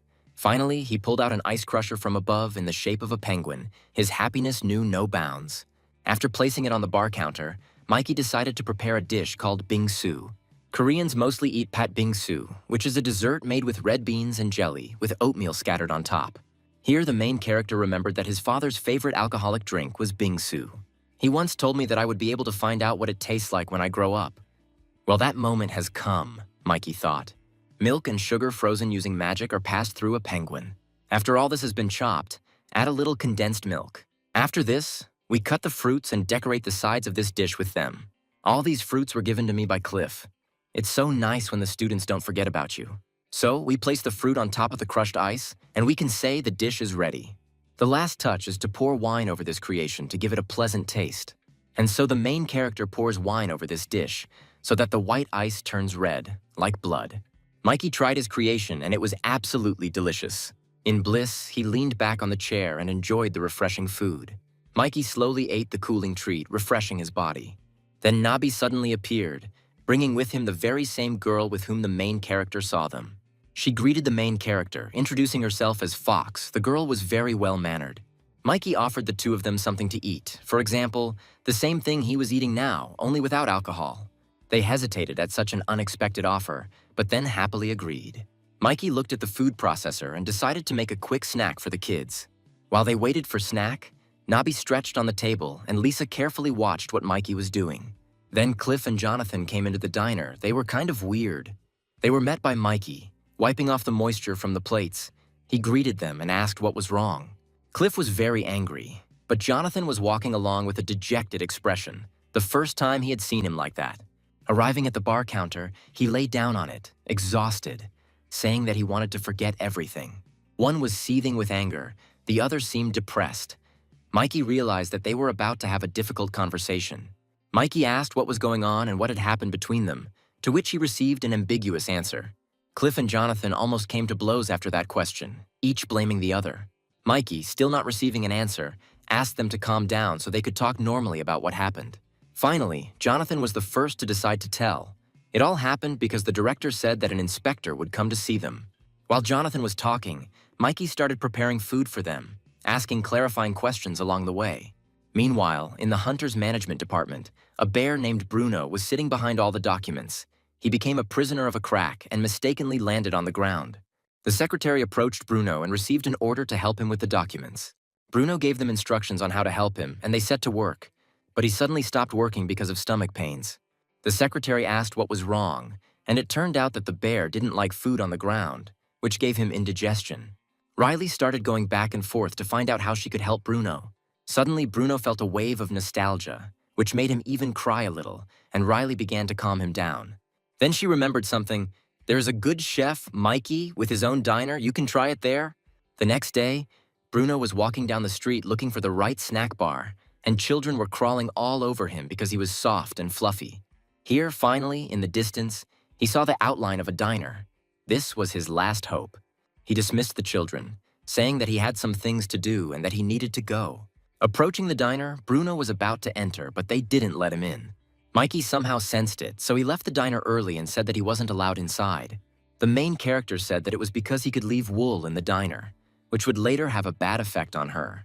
Bruno was a little upset, but still, there was nowhere to go. He sat down near the diner, studying the surroundings. He was curious about what it looked like. The girls looked at the bear from the window and called him very cute, and they also wondered if he liked cola. To which Bruno, since he heard them perfectly well, replied that he didn't like cola. The main character approached Bruno with a cup of coffee and gave it to him while he prepared the dishes. Mikey realized that it was most likely a psychological problem, but he was not a psychologist to help with this. He did not like it. Mikey told the bear not to worry and that he would solve the problem with food. Then he remembered that when he lived in another world, he saw a polar bear. His orc variety belongs to a class of warriors summoned to Terra from another world. The main character thought that such a smart and good-natured bear certainly couldn't be an orc. Mikey went off to prepare all the ingredients to feed the bear. Nabi brought everything he needed to cook food, and they decided to cook everything outside. Various dishes will be prepared from ingredients such as the feather of a fire-eating bird and a branch from a tree in which a spirit has lived for 1,000 years. There was also a wing of a pterosaur that feeds on stones. The main character will prepare dishes from all these ingredients. It was already late in the evening, and nothing had worked out. They were all sitting there, dejected. The main character was already in despair, as he had prepared many dishes, but none of them were suitable. Bruno began to apologize to the diner owner for wasting his time, to which the main character said that everything was fine. Mishka decided that it was time to leave since it was already late. He thanked the main character for the prepared dishes. Here, after such a hard day, Nabi began to do exercises to warm up a little. Bruno asked Mikey what Nabi was doing, to which Mikey replied that he was releasing energy every day. While Nabi was doing his exercises, Bruno watched him with interest, and Mikey gradually began to clean up. Nabi performed such unusual tricks, it looked mesmerizing. The main character suggested that Bruno join Nabi to also warm up a little, but Bruno refused. Here Mikey said with surprise that Bruno, in all these 3 years, had never done any sports. Bruno answered directly that he had never done any exercises. Even though bears have become accustomed to human life, they should not forget that they are half animal. The main character said that Bruno had a disease called apathy, and the bear was very scared after hearing this. And then he started doing sports. Only 30 minutes had passed, and he was already exhausted and had no strength. Here he plopped down on the ground, saying that he couldn't do it anymore. He was very tired. The main character began to encourage the bear to get up and continue to exercise. Then Nabi attacked Bruno. It was so unexpected and painful after all. Nabi is not that thin. Sitting on top of the bear, Nabi says that he is obese, and it is all because he does not exercise. Approaching Bruno, Mikey said that only Ailuros possess this technique. It is very effective against fatigue and muscle pain. While Nabi was massaging Bruno, Mikey decided to try another method. Unlike knights, Franzberg warriors consider victory in battle to be the best virtue. If a child is born into such a family who cannot stand fighting, all is lost. Therefore, a child with the surname Franzberg consumed special baby food. It has a tonic effect that artificially increases a person's fighting spirit. The main ingredient is cow's thigh meat. The essence of this dish is that it is baby food. And so Mikey began to cut the cow meat into small pieces. Next, you need to pepper the meat and roll it into circles. Up to this stage, anyone can prepare the dish. But you need to use a secret formula. Magic originating from the ice dragon. The basis of the spell is ice. It increases the effect of all components. Here, Mikey came up to Bruno with a plate of food already prepared, offering him to try it. Bruno, without thinking twice, took the plate of food and dumped it all into his mouth. The food burned in his mouth, and the bear started sweating. Everything inside him was on fire. Mikey told Nabi to get ready because the grueling training was about to begin. There was nothing left of the former Bruno. Something terrifying was looking at them, its eyes blazing with rage. The protagonist set up a dummy and told Bruno to tear it apart. With one leap, Bruno blew the dummy to pieces, and Mikey was pleased with that. And so Bruno's training began, so that he could finally come to his senses and lose a couple of kilograms. The next morning, Riley's secretary was sitting in the diner, saying that Bruno had taken a couple of days off. Mikey said that Bruno belongs to the orc class, so everything will be fine with him. He will recover soon. The secretary thanked the protagonist and said that she didn't even know how to repay him. A sly grin appeared on Mikey's face, and he said that he had already thought of a payment for her. And then he took meat out of the freezer, saying that what he would cook would be disgusting, to say the least. The secretary did not agree with this. She was very indignant, saying that she would not eat what he cooked for Jonathan. The protagonist had already started preparing this dish, saying that it was too late to change anything, so she would have to eat it. Mikey started chopping vegetables for this dish, but as luck would have it, the knife he was using for cooking broke. Nabi told him that the knife had broken and asked what they could use to cut the vegetables and meat, since they no longer had a knife. The protagonist looked into his inventory to find a suitable knife, but he only had a combat weapon. And then Mikey suggested that they go in search of the knife. He decided to go straight to the forge. Since there may be a limited number of them in stores, you can make the knife you want in the forge. And so they stood in front of a large building, where there was not only a forge, but also various weapons shops for hunters. Luckily, the main character has an invitation to the city administration, so they can get in without any problems. A girl met them, taking the invitation and saying that they could choose whatever their heart desired here. Mikey asked the girl if they sold kitchen knives that were about this size. The girl smiled politely and thought for a moment. But in reality, she thought that in a store like this for hunters, they were simply looking for a knife. The girl said that at the moment they don't have the knife in stock, but they can make it to order. She asked which craftsman he would like to have his kitchen knife made by. Mikey asked if there were any elves here. They are good blacksmiths. They make simply excellent weapons. The girl led them to the right floor to the elf blacksmith. While they were traveling, Nabi became upset, saying that he did not like elf craftsmen. He doesn't like them because Nabi can't stand their weapons. They never recognized him as their master. Mikey said that nothing could be done about it if the weapon itself chose its owner. When they got out of the elevator, they found themselves in a cold room. Nabi immediately froze. This is all because elves work in such conditions. As I got closer to the workshop, Mikey noticed that the blacksmith there was a girl, and that she was now working hard on something. Finally, the girl took a break from her work, carefully studying the guests who had come to see her. Mikey thought that since she worked here, it meant she had special talents and was very good at her job. The girl suddenly flew up to the main character and introduced herself as Alisto. The main character also introduced himself as Mikey. The name seemed vaguely familiar to him, and then he remembered that she was a much more important person than he thought. She was one of the best blacksmiths in the other world. The girl began to stretch after a long day of work, saying that she needed to clarify something. Firstly, she is not at all demanding when it comes to classification. You can order anything from her. Secondly, If her children couldn't choose, she doesn't return the money. Thirdly, it has been 3 years since she has been in Korea, and during all this time, they have not yet chosen anyone. The cat was completely upset and said that then there was no point in ordering anything here. Alisto said that Nabi was right and that you'd better turn around and leave so as not to waste your money. The protagonist said that he understood everything and told her what he wanted from her. The girl showed how much a kitchen knife would cost. It was simply an exorbitant price. Nabi was shocked. But Mikey was not bothered by this price. Alisto suggested that while she was making this knife, let him look at her children, to which the main character said that it would be better not to. But the girl didn't care, and she took him to her warehouse to show him her creation. She had a lot of different weapons hanging in her warehouse, and she bragged about her children. Mikey immediately said that when he refused, he had no evil intentions. The girl did not immediately understand him. And then she was simply stunned. Her mouth almost dropped to the floor. She saw this for the first time. Even her legs couldn't hold her up, and she simply collapsed on her knees. Literally every weapon that was there took the main character. Once upon a time, in another world, Mikey also ended up in the elves' forge. They both boasted of their skill in creating weapons that no one would perceive. This sword was the best creation of his life, of all that he had created before. But then this sword simply magnetized to the main character's hand. Neither of them expected it. The elf was immediately upset that this weapon so quickly recognized another owner. The second elf began to laugh at him. But this did not last long, because his shield also became magnetized to the main character. Mikey was happy about this because it turned out to be a real set, a sword and a shield. And this was repeated 6 times. So the elves nicknamed Mikey the Killer of Elf Creations. Alisto hugged her most precious sword, saying that maybe he would look at it again and not choose it. She called Mikey a womanizer. Mikey couldn't stand being treated like that anymore and told her not to call him that. Here the girl finally realized that this had already happened to the main character, and he had a lot of elven weapons.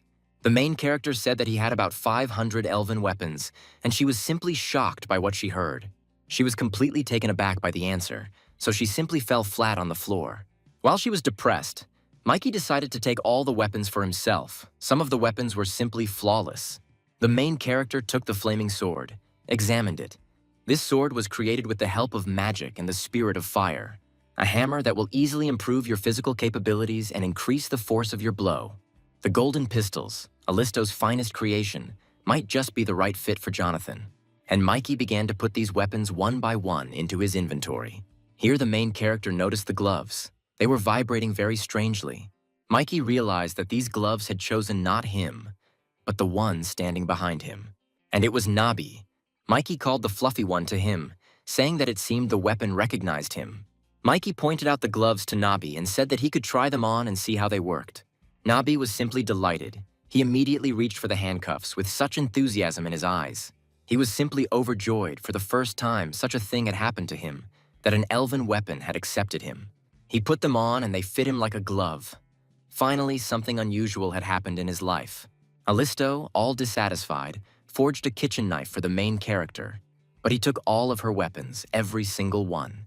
The main character sarcastically told her not to be angry with him, because they were friends now. Finally, having finished the kitchen knife with a dissatisfied face, she gave it to the main character.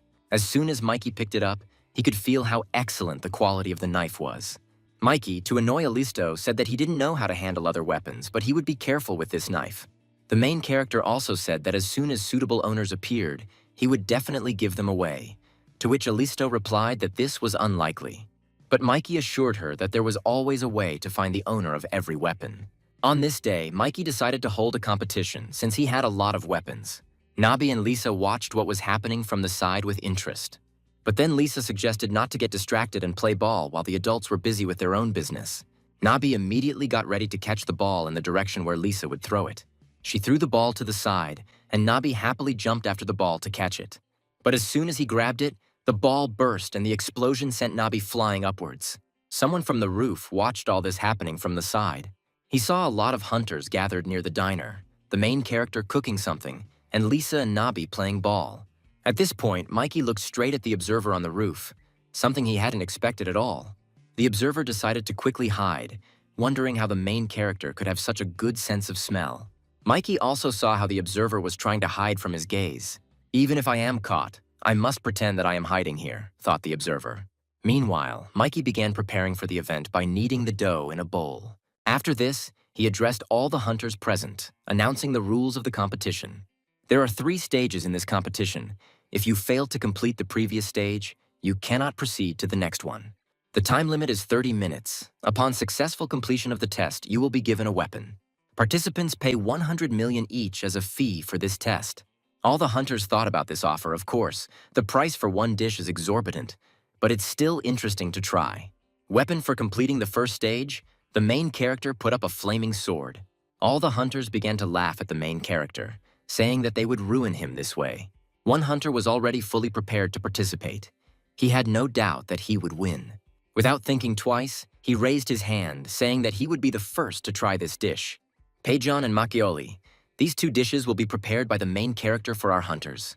The dish I'm starting to cook is called bak in the other world I was in for some time, Mikey said. Also, in the language of the inhabitants of that world, it means look or don't look away.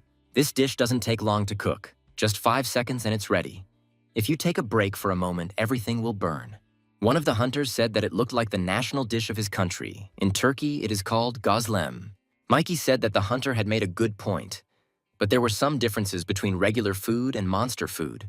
Here, Nabi brought Mikey more ingredients to prepare the dish.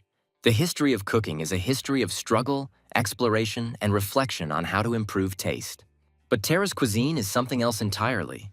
A story about how to make it taste even worse. As they say on Terra, tasty food is a crime, but tasteless food is an integral part of food. And now the Peijon was ready. Mikey carefully took it out of the frying pan onto a plate. The main character placed the dish in front of the hunter. The hunter looked at it. From the side, it looked appetizing. Having poured himself some macchioli, the hunter, without fear of anything, decided to try the monster food. The other hunters watched the other hunter's reaction with interest. As the hunter put a piece of food in his mouth, he realized how terrible the taste was. When the experience and culinary experiments of numerous chefs accumulate, they receive recognition in the form of the best chef, and recipes also appear. Following a recipe steeped in history and sincerity, 100% potato starch instantly transforms into incredibly delicious Peijon. However, on Terra, it's the other way around. They use lukewarm water to achieve a viscous consistency. They also replace potato starch with formic acid, which gives it such a disgusting taste. The hunter could no longer stand it all. He couldn't spit out the piece, but he didn't want to swallow it either. Finally, he decides to swallow the food and immediately finds himself in a semi-conscious state. On Terra, they usually use more ant starch poison, but if you give that to hunters, this diner will turn into a funeral home. Rezko, the main character, asked Riley to participate in this so that she could also try this dish. They, together with Nabi, began to hand out a dish to each hunter so that they would continue to participate in the competition. Secretary Riley also couldn't cope with this. After one piece, she also passed out. The hunter who first tried this dish came to his senses, sweat pouring down his face. But it didn't last long. After he came to his senses, he passed out again, but this time for good. The other hunters realized what they were dealing with and were already afraid to try this food. Then another hunter volunteered and decided to try this dish too. A couple of minutes later, all the hunters were knocked out. None of them were able to pass the first stage. The fox noticed that the pig-shaped piggy bank was starting to crack. Mikey looked at all the hunters with pity. He hoped that at least one of them would be able to pass this test.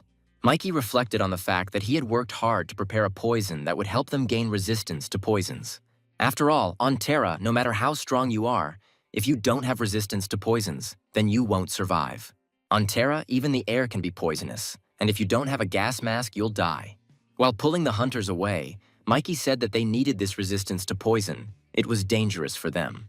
And if there is a sudden attack, or the gas mask breaks, they won't even survive it. Here, Lisa decided to turn to Mikey.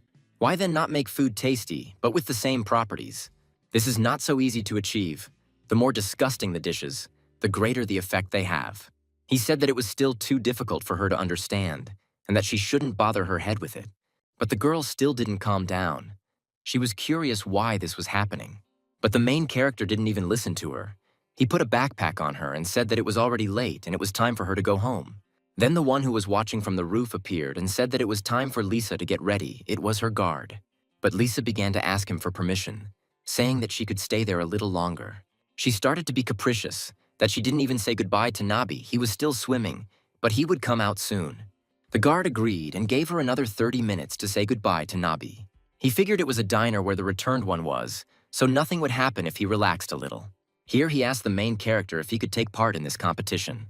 The main character, without thinking twice, said that of course he himself would be interested in seeing it. So he sat the guard down at the table where the hunters had been sitting before and put the same dish on it. The guard looked at the dish. It looked appetizing, but he saw how other hunters passed out after just one bite. Mikey asked why he wanted to try out for this competition, to which he replied that he simply wanted to test himself and his abilities. For a long time, he had been consuming poison little by little in order to develop the skill of resistance to it, but there was no great success.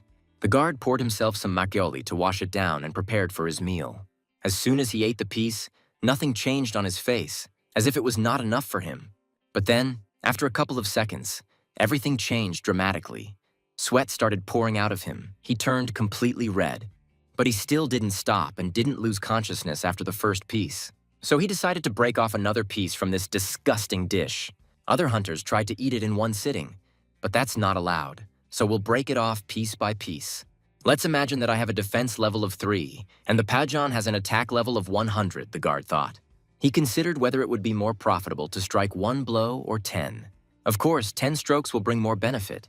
You need to chew well and use the time to the maximum. With each new piece, the guard felt unbearably ill and disgusted, but he held on. Mikey understood his tactics and liked it because he had made the right approach. The main character began to root for him because he was the only one who had made it this far. While Mikey and the guard were competing, Lisa was brushing the knobby and drying his fur. The guard managed to finish the entire dish. He had completed the task, and relief was visible on his face. Mikey was also happy about this because he was the only hunter who completed the task. The guard stood up from the table satisfied. He was able to prove to himself that his training with poisons was not in vain. For completing the competition, the main character said that he would receive a weapon. The guard pointed to the flaming sword and said that it was called Miss Zero because this weapon did not choose anyone. To which Mikey replied that he shouldn't worry because they could both come to an agreement here.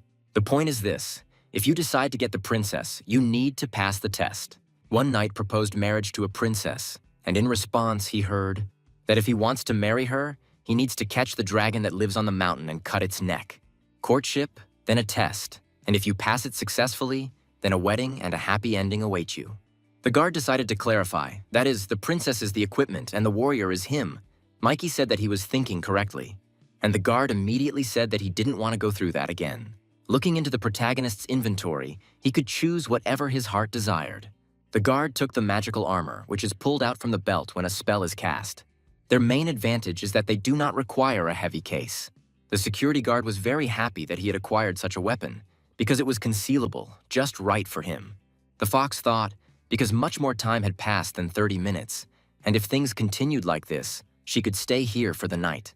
She lay down next to Nabi, hugged him very tightly, and so they both fell asleep. Mikey and the guard looked at the sleeping children and were touched by this sight.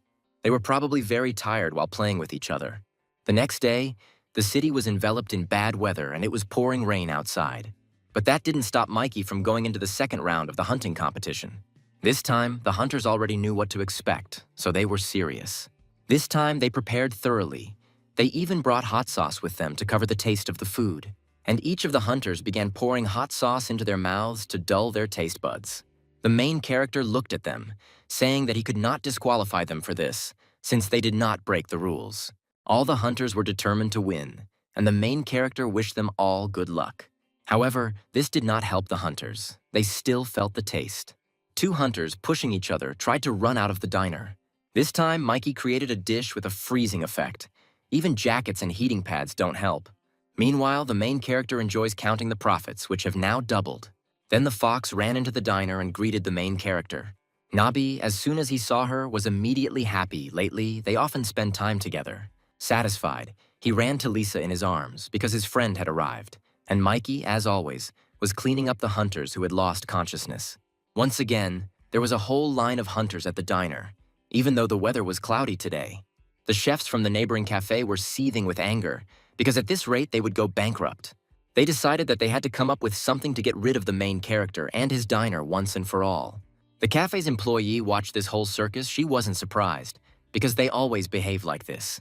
The cafe's chef was seething with anger because over the past 2 days, the main character had earned $3.5 billion.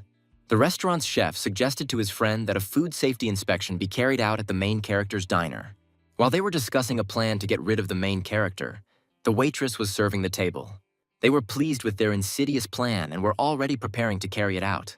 They imagined how they would get rid of the main character, and this made them laugh ominously. Then some guy came up to them. They didn't expect this, and looked at him with satisfied faces. He tilted their heads towards the table and threatened that they would do better not to bother the main character. Because this diner is registered as a training hall according to the hunter's law, and if something happens to it, they will be in trouble. The two chefs immediately said that it was just a misunderstanding and that they had nothing against this eatery. The hunter hit the table with his fist, and they were frightened by surprise. They huddled together in fear, and the hunter told them that he hoped they understood him. Otherwise, all their establishments will fall to pieces, and they themselves will be left penniless. After these words, the bosses simply ran away with their tails between their legs, because they did not want to lose everything. The next day, the rain finally stopped and the sun came out, and the weather began to improve. Riley was sitting at Mikey's diner. Nabi was just bringing her a menu so she could order something. She had already begun to be afraid of the main character, because he always forces her to eat tasteless food. She remembered what she had to go through after trying all those tasteless foods, so she had no desire to continue it. Riley decided to order carbonara since it was her favorite dish, and Mikey immediately started preparing the order. Then Riley noticed that the main character looked different somehow. She asked if he had gained weight. You could tell from Mikey's face that he had developed cheeks and a double chin. Only then did the main character himself notice that he had gained weight, and he became a little nervous about it. The girl said that just a week ago he was not the same. How did he manage to recover so quickly? The main character thought about this. How he ate all this week, he ate only pizza and washed it down with cola. Riley immediately jumped up from the table, telling Maki that such food would certainly lead to obesity. Mikey said he only ate 8 slices of pizza with a Coke. She was simply shocked that the main character ate so much unhealthy food. He also said that he ate the snacks that Nabi prepared. Now it's clear where the main character's sudden weight gain comes from. He eats a lot of unhealthy food. Mikey was sad that he could no longer eat various tasty treats. He made the carbonara Riley ordered and added dessert as well. Riley looked at her dish. It was large in size. She definitely wouldn't eat it all at once. She also asked why he gave her a dessert that she didn't order. The main character was upset that he had gained weight because he was finally able to return home. He missed delicious food and movies so much. Not only Mikey has gained weight, but Nabi has also gained weight and Lisa is feeding him. Here he began to think about the need to lose weight and get back into shape. He opened his inventory to take out the ingredients for the dish. Here he has prepared all the ingredients needed to prepare a weight loss dish. The main ingredient is crow meat, which is so rare that it can be compared to a dragon. First, we'll evenly apply the Fire King crystals before cutting and marinating the meat. Fire King crystals are usually used instead of salt. If the magical power is used incorrectly, everything can explode. After all this, the protagonist added ant powder from the Allswear, which is usually used instead of sugar. I also peppered the meat with fruits from the planet Crypto. Nabi asked if it would be too spicy. It's so hot that it's used to make weapons. It's not particularly edible, but it's great for your heart and can help you lose weight. The last touch remains. Use magic, and then the dish will be almost ready. This is done to remove excess moisture and fat from the meat, while at the same time allowing the meat to become infused with the ingredients. When you cook together, it turns out much more interesting, said the main character Nabi. And now the dish is ready, it looks delicious, but as always, it tastes very disgusting. Mikey began cutting the meat into small pieces so that he and Nabi could eat it together. Mikey stuffed a piece of meat into his mouth. The taste was just awful, but for the sake of losing weight, you have to endure it. Then suddenly some wave hits him right in the chest, and the main character flies to the side from this blow. And Mikey falls flat on the floor. He didn't even expect such a sudden blow. When he got up from the floor, he was shaking all over and sweat was pouring off him like a river, but it was worth it. All the fat just flew off him. This dish turned out well. All that's left to do is eat it, and all those extra pounds will go away. The next day, Riley came to Mikey's diner again for lunch. She happily looked into the diner, greeting Mikey and Nabi. The main character looked like he did before. In just one night, he managed to regain his previous weight. Riley was simply shocked by what she saw. She couldn't believe it. She asked how this was possible, because yesterday you were full, and today you lost weight as if nothing had happened. What kind of magic is this? She asked, because she was also interested in this, to lose weight again in just one night. Obesity is an inveterate enemy of modern people and the source of all diseases. Few people worry about their weight and body. There is simply no person who does not care about their body. Here, everyone immediately pounced on the main character, asking him to cook this dish. They simply ran over the main character, almost crushing him. The customers, interrupting each other, argued over who would be the first to order a dietary dish. The main character was already thinking how tired he was of them. They didn't even let him get a word in edgewise. He immediately told the two customers that this dish was meant for hunters and that if people tried it, they would die. They immediately became upset and wondered why, as always, hunters were lucky. Then Riley chimed in and said she was a hunter and could try the dish. Mikey said that it was impossible for her too, since she was not ready for this dish, and for her, it would also be dangerous. Riley screamed that before, it was not dangerous, and therefore, she still wanted to try this dish. She clung to the protagonist, begging him to cook this dish for her.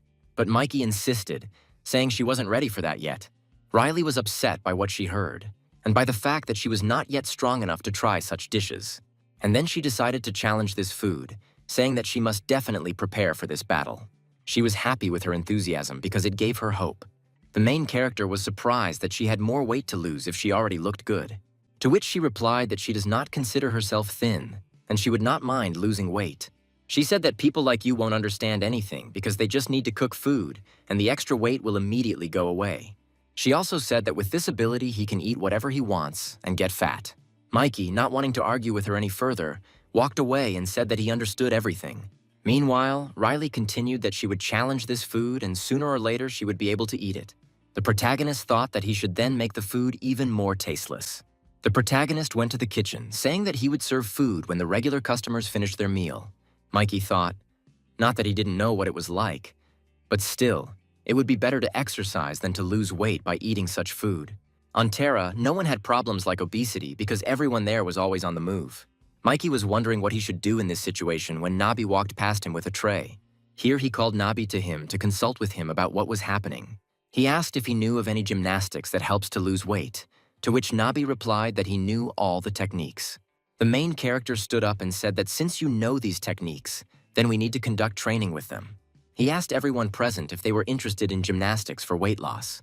Ailuros, a versatile cat with a spirit of service, often turns warriors into scum thanks to her peculiarities. Even a secret massage technique is useless if you don't exercise. The Ailuros were given the secret of the gods. They received knowledge of gymnastics techniques for weight loss. And so Nabi began to show how to do gymnastics for weight loss. All the clients, including Lisa, began to repeat the cat's movements. Gradually, the poses in gymnastics became more complex, starting with easy exercises and ending with difficult ones. Everyone was doing well except Riley. She couldn't keep her balance, and that made her angry. Mikey watched all this from the sidelines. It was funny for him to watch Riley shaking like a bath leaf. The next exercise was easier, but because Riley was already tired, she was shaking all over. She wondered when this lesson would end, because she couldn't stand it anymore. But then Mikey added fuel to the fire by smirking at her. Seeing Riley getting distracted, Nabi immediately jumped up to her and told her not to get distracted and to work hard. Because she could no longer bear the load, she screamed, because she was already starting to freak out. But there was one final exercise left. They had to stand in a plank position. As always, Lisa's guard was watching this from the roof and became interested in what they were doing. That same day, the protagonist's diner, outside it was swelteringly hot. Cliff was sitting in the diner. He wanted to move on to the next step. Enough of eating the medicinal porridge. It was time to try something else. Mikey agreed with Cliff's words and said that he would come up with another healthy dish for him. Over all this time, Cliff has changed a lot. Before, his face was haggard and pale, but now everything is much better. The main character was happy with the work he had done. But we shouldn't stop there. We need to continue making a healthy person out of him. Then Mikey remembered that Jonathan wasn't with him, and he wondered where he was. Cliff replied that he had been taking a lot of rest lately, which seemed like burnout. Cliff said he often works overtime and doesn't have enough time to rest, which is why he burns out so quickly. The protagonist agreed that the situation was not simple, and Jonathan began to get really worked up. Moreover, he is in 100th place. If anything changes in the ranking, he will fall out of the ranking of the best hunters in the world. Mikey asked Cliff if he was afraid that Jonathan would still be depressed after the vacation. While they were talking, Mikey managed to prepare the food he gave at the competition.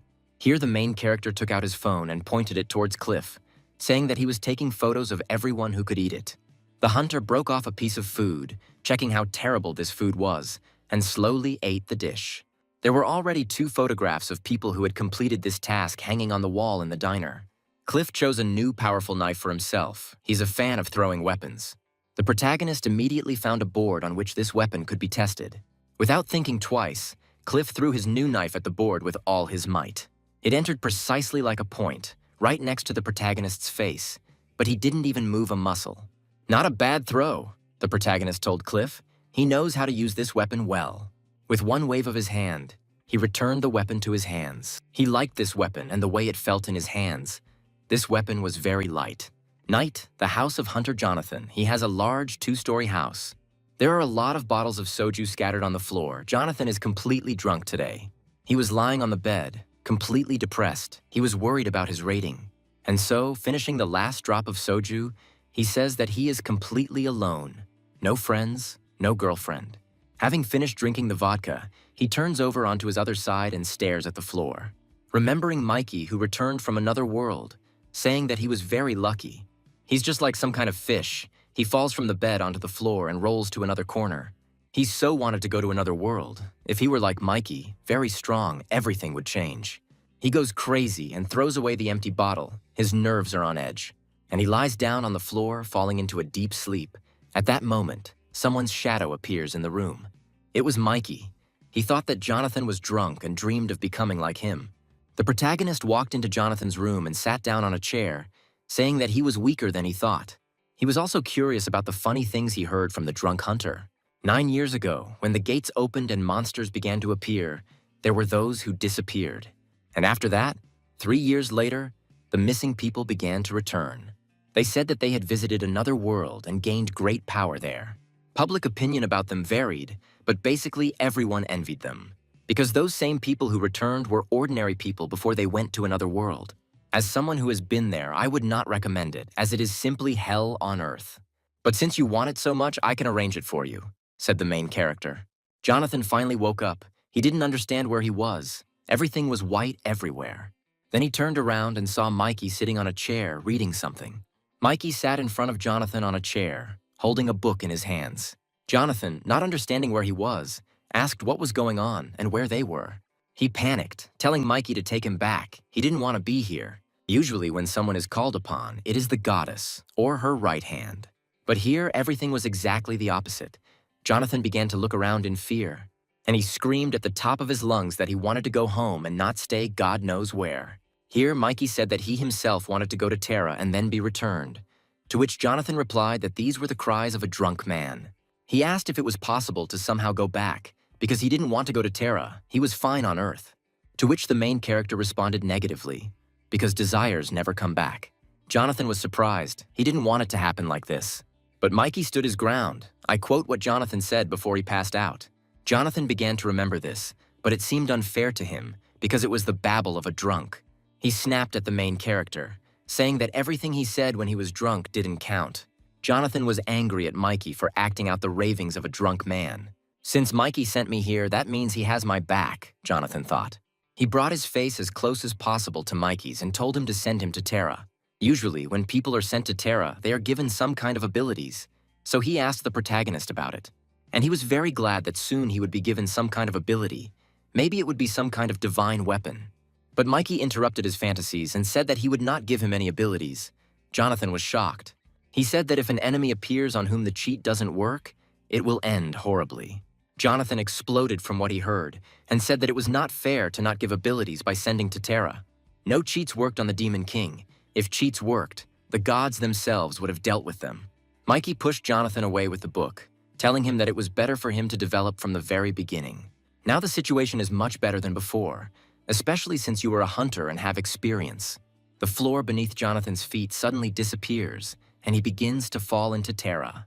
Mikey watched with a satisfied face as Jonathan suddenly disappeared from his field of vision, and Jonathan falls like a stone, cursing Mikey for everything he did to him. The protagonist wished him luck in surviving in another world before disappearing completely. Mikey did give Jonathan abilities, the written and spoken language of Terra, which allows him to see the state of his development. Meanwhile, in another world, which is almost no different from Earth, Jonathan stood in front of a notice board, the completion of which gives experience points. Today, he didn't find anything worthwhile for himself, fortunately. Today, he will be able to rest. Then his friend, his name is Ralph, comes up to him and asks Jonathan if they are going to have lunch. It's the same cafeteria that the main character had at the beginning of the story. It seems to be popular in this world. For lunch, they ordered lamb legs with various fruits. It looked delicious. But it tasted the same as the bad food Mikey cooked. Jonathan was already used to it. The meat smells like rotten socks and the fruit smells like sewage. I don't know how anyone can eat it, Jonathan said. This lamb steak has a decent effect. The best remedy for restoring endurance and muscle training. At this point, Jonathan couldn't take it anymore and shouted that food isn't about effects, but about taste. His shout immediately drew the attention of all the patrons of the establishment, and Ralph said that it would have been better if he had kept this opinion to himself. Having tried the local food, I now understand that Mikey is a very good cook, thought the protagonist. Then Jonathan sees a window pop up that says there's an urgent quest. Jonathan asked his friend what it meant, to which he explained that this window pops up when urgent tasks appear. But he didn't let Ralph finish, because he had already decided that he would take part in this. Adventurers are divided into two types. Some become chosen, while others become unchosen. Jonathan decided to clarify something else with Ralph, to which he said that he needed to give him something in return. He said he would like 3 pieces of gum, and then he would share the information. Jonathan agreed to this, and he asked what was the difference between the chosen and the non-chosen. Ralph said the biggest difference is the quests, the ability to easily grow by accepting quests and receiving rewards from the gods. You become chosen according to certain criteria if God called you directly himself, or if you were brought by a representative of God. Then Mikey could be God's representative, Jonathan thought, or he could be God himself. Ralph wanted to take the chewing gum, but Jonathan hadn't given it to him yet. To which Ralph said that there was something else. There is also a hidden condition. You can attract God's attention, and then you will become the chosen one, but late. Here, Jonathan remembered that in the virtual reality game, he had no problem finding hidden conditions. Most likely, it would be the same here. Ralph was shocked and said that if that's the case, then it's quite possible that you will become the chosen one. He also asked if there was a way to find out which god had sent this quest. Ralph said that there is. You need to look at the engraved seal in the lower right corner and ask the priest. Jonathan went to the palace to see the priest to ask who exactly had sent him this quest. The priest said that it was the first time he had seen such a seal, so he asked the oracle for help. This quest was sent by the god of sword, victory, and strange cuisine. Jonathan was glad that he found out which god sent this quest. If this is the god of victory, then it is Nika, Jonathan thought. And that means she will help me win the battle. But then he thought about the next task. What does strange food mean? The priest said that he did not know of such a god with 3 specifications. Then Jonathan remembered that if he had equipment, he wouldn't have to carry everything on himself. And so, having collected his thoughts, Jonathan said that he could complete this quest. He left the priest's hall and set out to complete the quest as quickly as possible. Meanwhile, in the great and beautiful Pantheon, which was located on the edge of the abyss, the main character stood there, studying the manuscript where all the gods were mentioned. There was his name there. He was the god of the sword, victory, and strange cuisine. He was at the 98th level among people. The first part of Mikey's new name is Sword, which proves that he has reached the highest level of swordsmanship. God's limit level 198 at 199, a new name appears. After long adventures and battles, Mikey reached level 200 and defeated the Demon King. And then, the second name, the name received became Victory. The god of the sword must be a good swordsman, and the god of victory cannot lose. The main character was glad that there was no person who could defeat him with swords. Who could have thought that his third name would be Strange Food? Even Mikey himself didn't guess about it. After arriving on Earth, he thought his development was complete, but it continues to happen whenever he feeds someone. The protagonist lay down with a blissful look, saying that it was good that he continued to develop. Growing up, feeding other people strange food, it's good that I became the owner of a diner, thought the main character. Opening the book, it said that Jonathan had completed the quest and received the inventory, and he was doing pretty well, Mikey thought. Then he remembered that he forgot to refuse to give the item. Now he would have to give Jonathan the item. Meanwhile, Jonathan, dissatisfied with his god, said that he had done everything but still had not received the item. He was very angry at his god because he did not keep his promises. And then suddenly a sword flies right into Jonathan's face. It hits him very hard. So much so that Jonathan loses consciousness and lies next to his item. Before all this, Jonathan was running from a crowd of angry people who were trying to kill him. He knew that if he got caught, it would be the end for him, so he ran without stopping. A maddened crowd ran right on his heels, all looking angrily at Jonathan.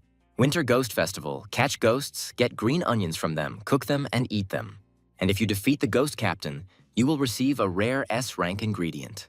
A chance is given to try the traces of the winter ghost. The battle was in full swing. People and ghosts were fighting each other, and Jonathan slipped quietly between them, trying to attract as little attention as possible. Then the ghost's legs appeared right before Jonathan's eyes. After all, he couldn't slip past unnoticed. This ghost, seeing the hunter, raised his sword to take his life. But Jonathan became invisible. The ghost became confused, and he began to look for him everywhere until he passed by him unnoticed. And now, finally, he stands in front of a rare S-rank ingredient. All that remains is to pick it.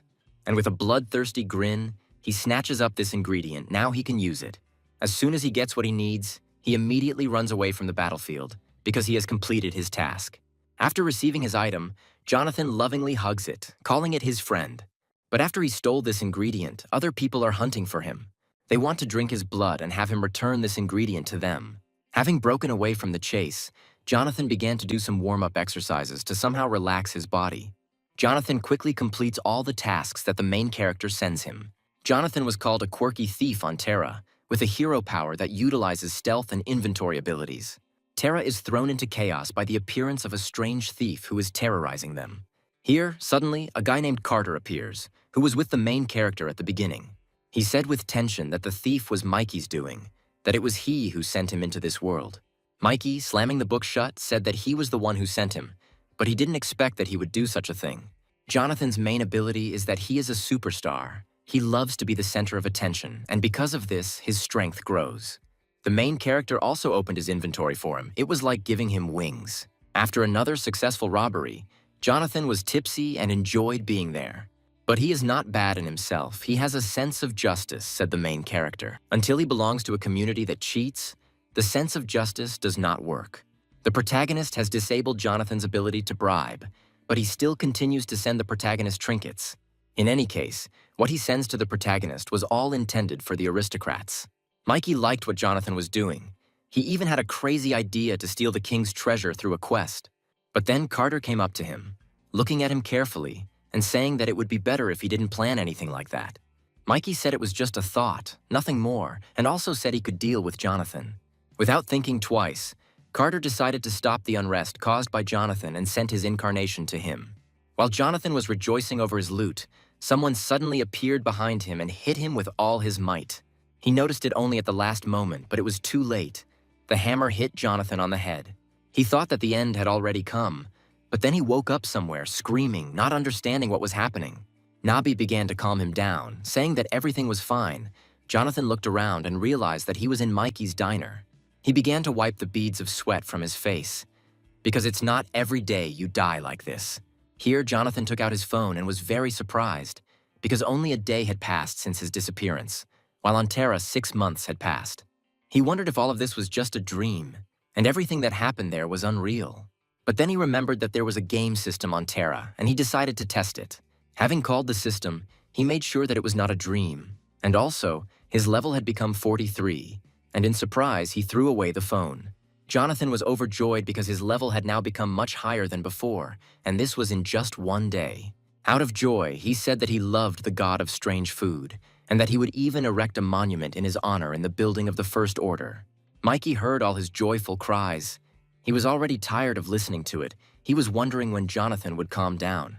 Then Cliff comes into the diner and slaps Jonathan on the back of the head for making noise.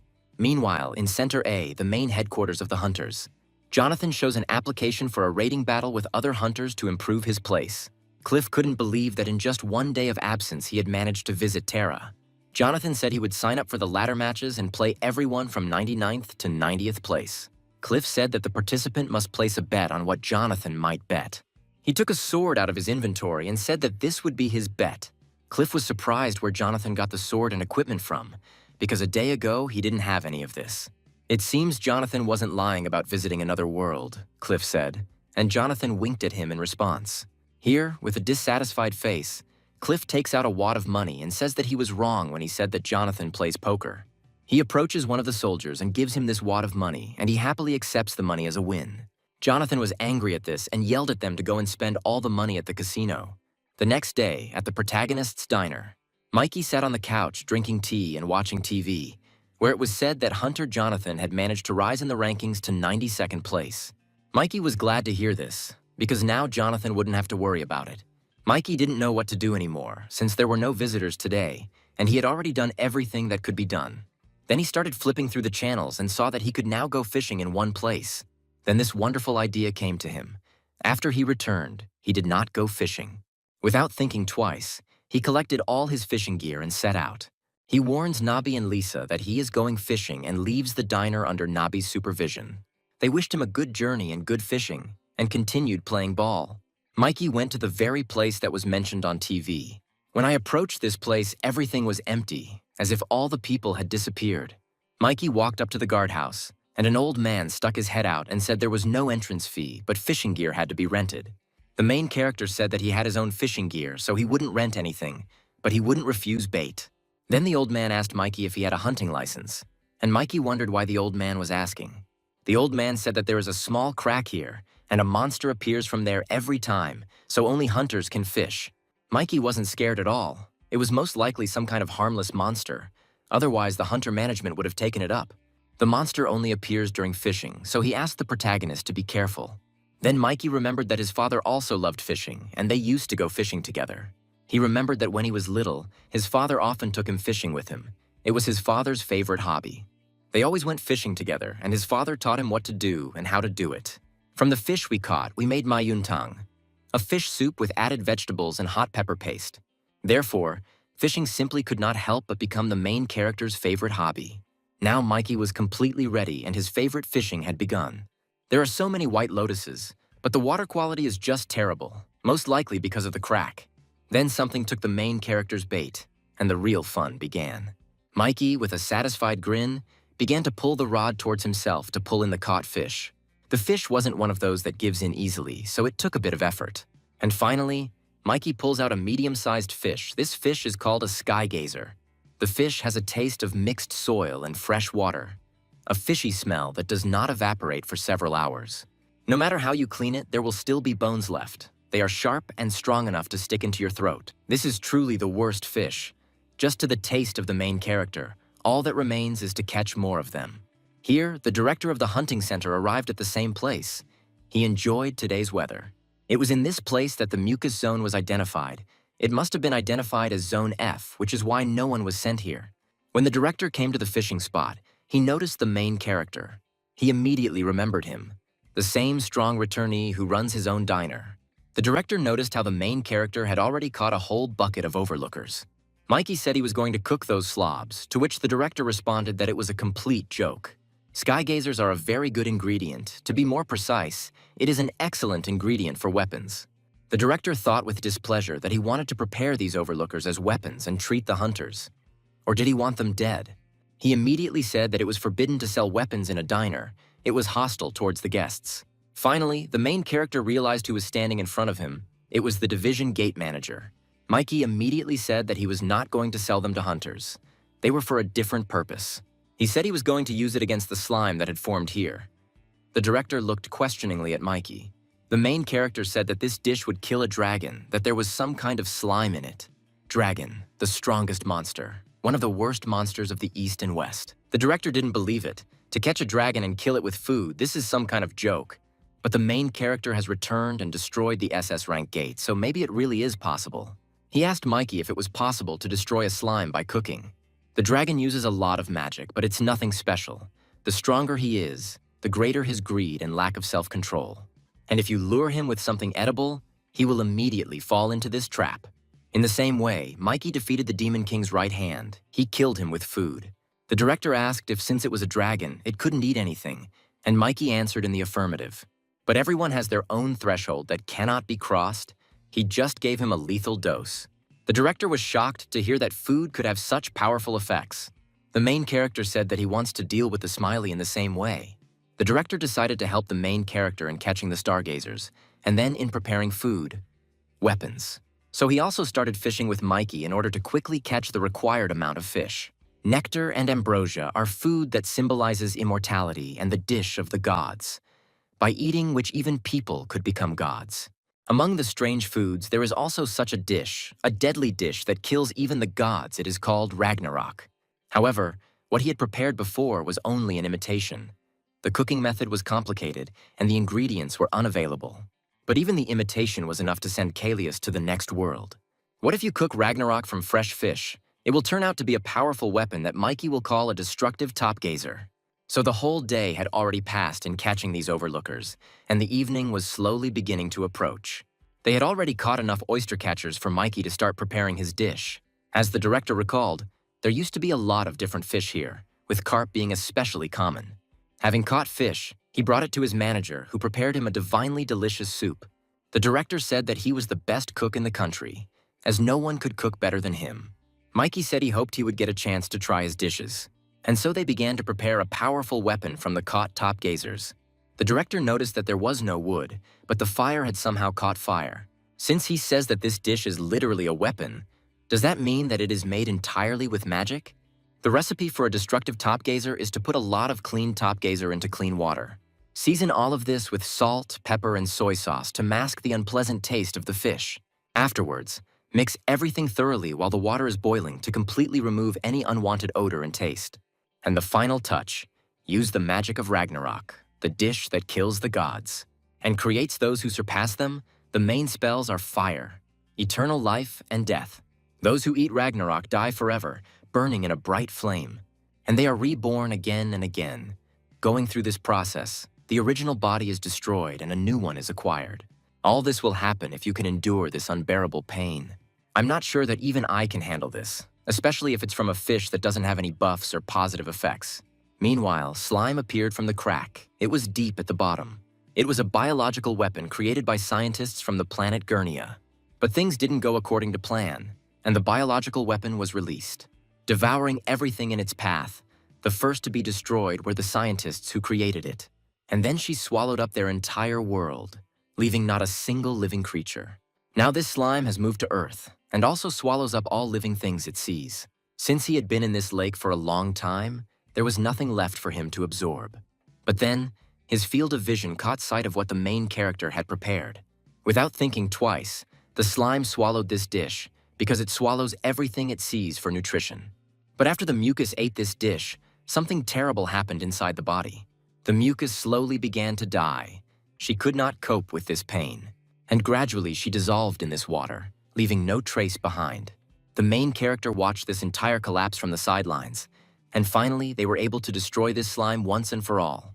Here they wondered whether this slime had really been destroyed. They needed to make sure of it. To be sure of this, you need to enter this crack and see everything for yourself. Having entered this crack, the main character was surprised by what he saw there. In this place, a huge mass of this slime was scattered all over the ground. It was clear that it was lifeless. The protagonist walked past a large dead slime carcass and was surprised at how large it had become. Here the main character experienced a familiar feeling. Could this really be a level increase? That is, this world is Gurnia, which was destroyed by this slime. Apparently there were no strong hunters who could cope with it.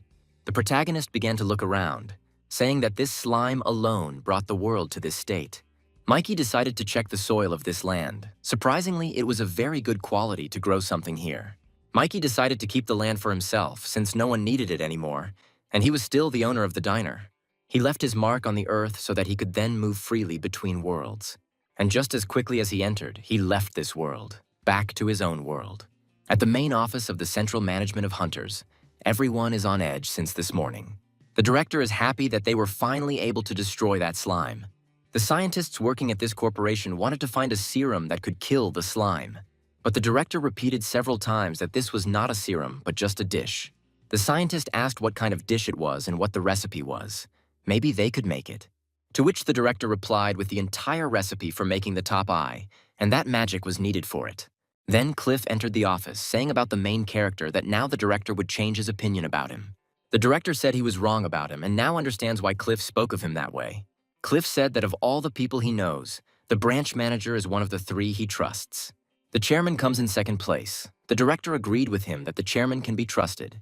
If the chairman and the protagonist were to collide, they would not survive the war between them. The director approached Cliff and said that from now on he shouldn't tell him anything about Mikey. He didn't want to know. But then Cliff yelled at the director, saying that he alone should know about the main character and suffer. The director said that if he knew about this, the chairman would definitely know about it, and this could not be allowed.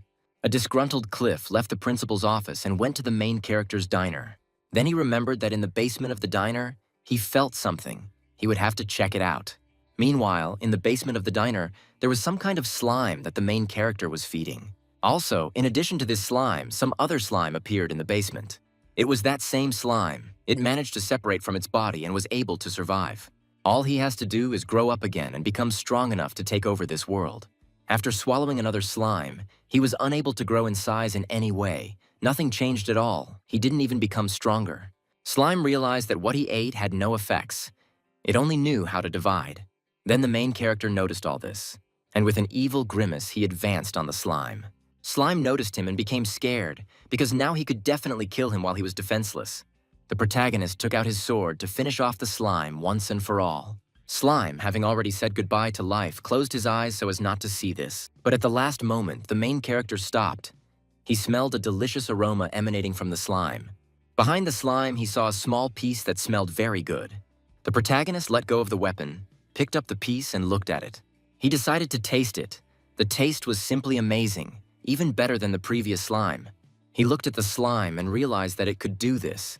It was he who produced such sweet jelly. Mikey wondered what he should do now, because after all, this was a monster, not some kind of pet. But for now, I decided not to kill this slime, but to look at its past and then decide. He took out a time loop to go back in time and study what this slime was doing. This is a divine class item that allows you to latch onto the target's timeline and view their memories.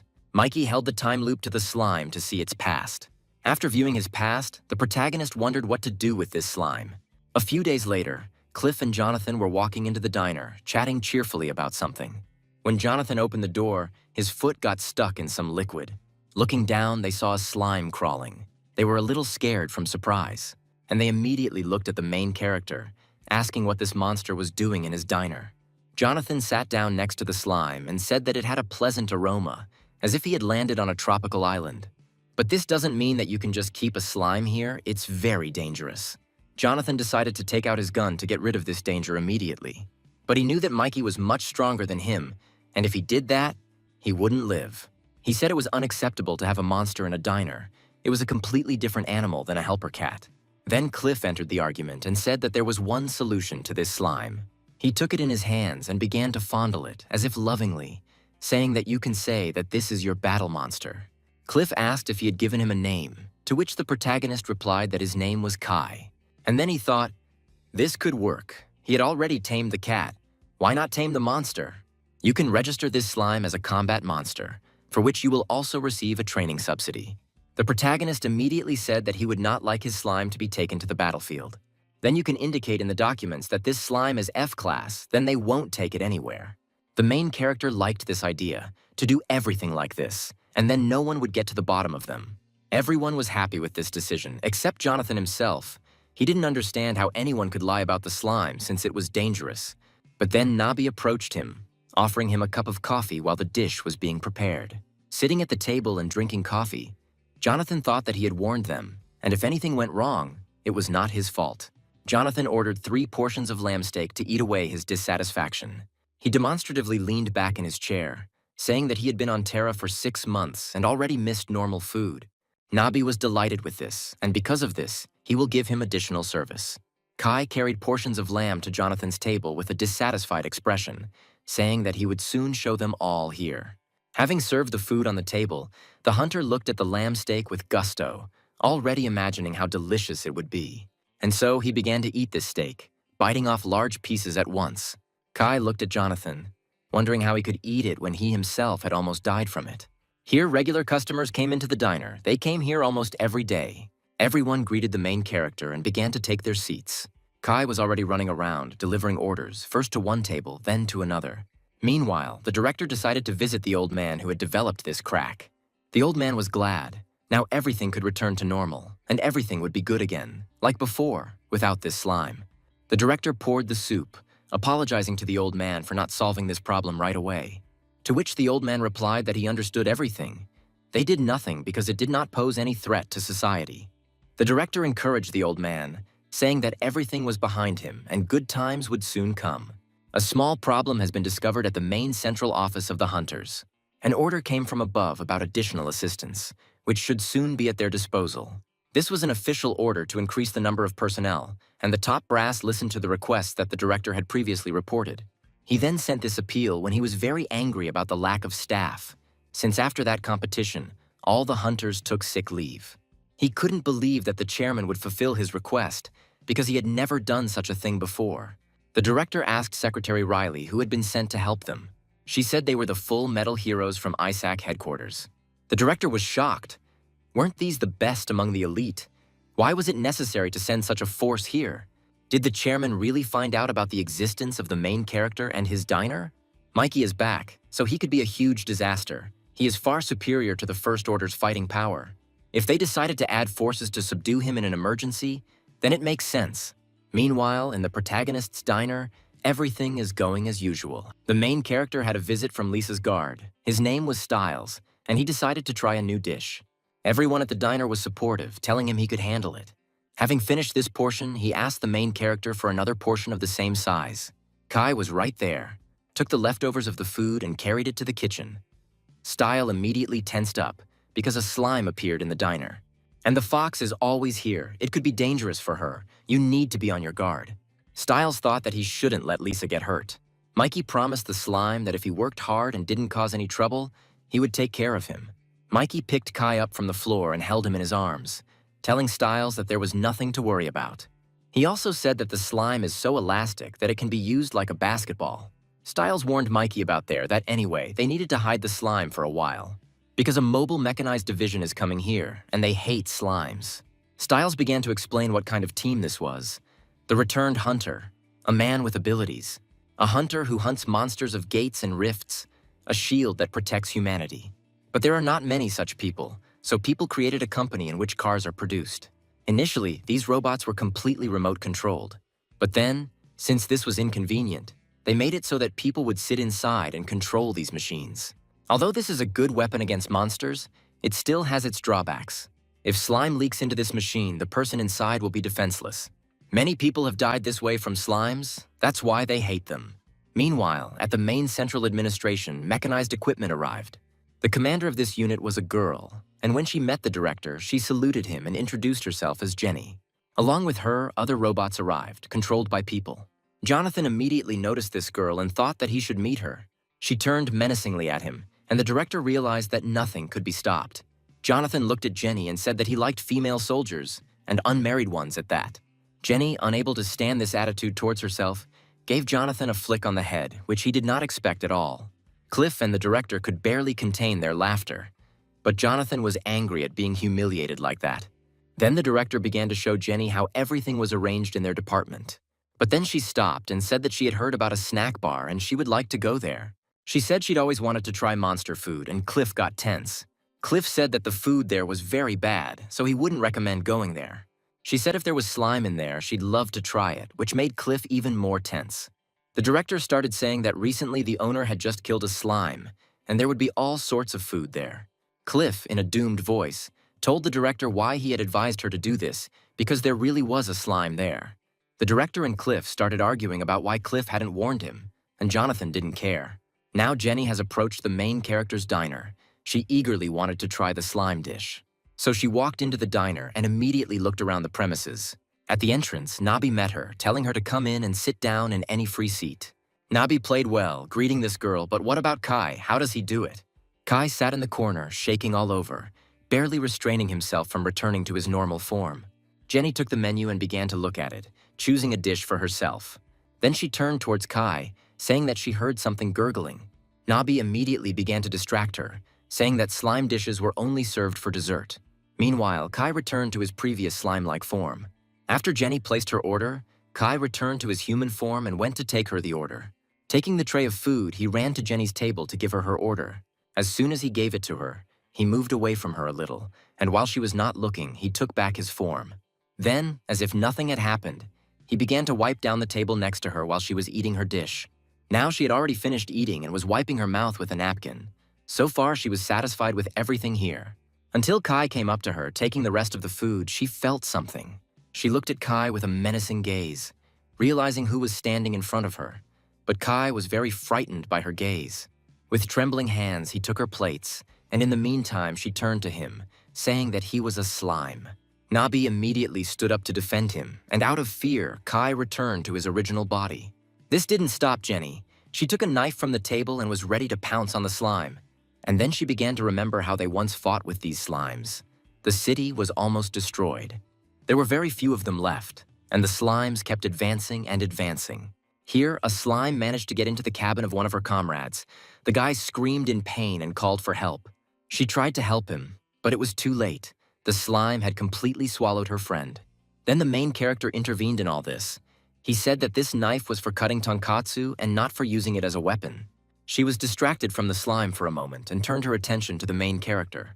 Mikey understood her perfectly since Styles told her story and why she hated slimes. But this slime also has a story about why it became like this. Once upon a time, it absorbed a child. However, this slime was special. When absorbed, it could absorb the knowledge and characteristics of the object it ate. The scientists of Gurnia recognized his value and captured him for study. But deep inside, the essence of a small child lurked.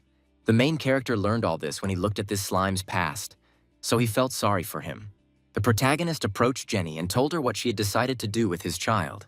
Jenny looked questioningly at the protagonist, repeating his words that the slime was his child. Mikey said that he was already officially tamed by the monster he reported. There are some problems. She knew that she was much weaker than the one who had returned, so she did not decide to continue the argument with him. However, she still looked menacingly at the slime, thinking about how to kill it. She asked the protagonist if he knew what it meant to show a slime to a member of the mobile mechanized squad. To which Mikey replied, "What does it mean to attack a tamed monster in the presence of its owner? You want to kill it, and for me to turn a blind eye to it." He said that he had already turned a blind eye to her rudeness twice, but there would not be a third time. Jenny said that she was the commander of a mobile mechanized unit, and that it would be difficult to do business with them if there was such hostility. Styles had already started making gestures for her to stop, because quarreling with someone who had returned was suicide. She had no choice but to give up, because there really was no point in it now. She apologized to the main character for behaving so tactlessly. Mikey said he would turn a blind eye to what just happened here. Kai brought her the already prepared dish, but he was no longer in the mood to eat it. Finally, the day came to an end, and the protagonist was able to close his diner. Nabi was very tired today and was falling off his feet. He fell into bed. Today was a hard day for everyone because we had to quarrel with the captain of the mechanized detachment. Mikey was also tired today. He wanted to lie down and sleep as soon as possible, forgetting about today. Then Nabi asked why they didn't hide the slime like Styles told them to do, to which Mikey replied that it wasn't a crime for it to be there, so there was no point in hiding it. At the same time, it was a training session for the slime itself. The one who couldn't hold out for even 10 seconds before, today held out for a minute. And now Mikey is already yawning. It's definitely time to go to bed. The morning is wiser than the evening. Meanwhile, Kai remembered how the main character called him his child in front of that woman. He felt pleased. Mikey and Nabi were already asleep, so the slime decided to lie down next to them like family. The next day, Mikey's whole body ached because he had been lying in an uncomfortable position all night.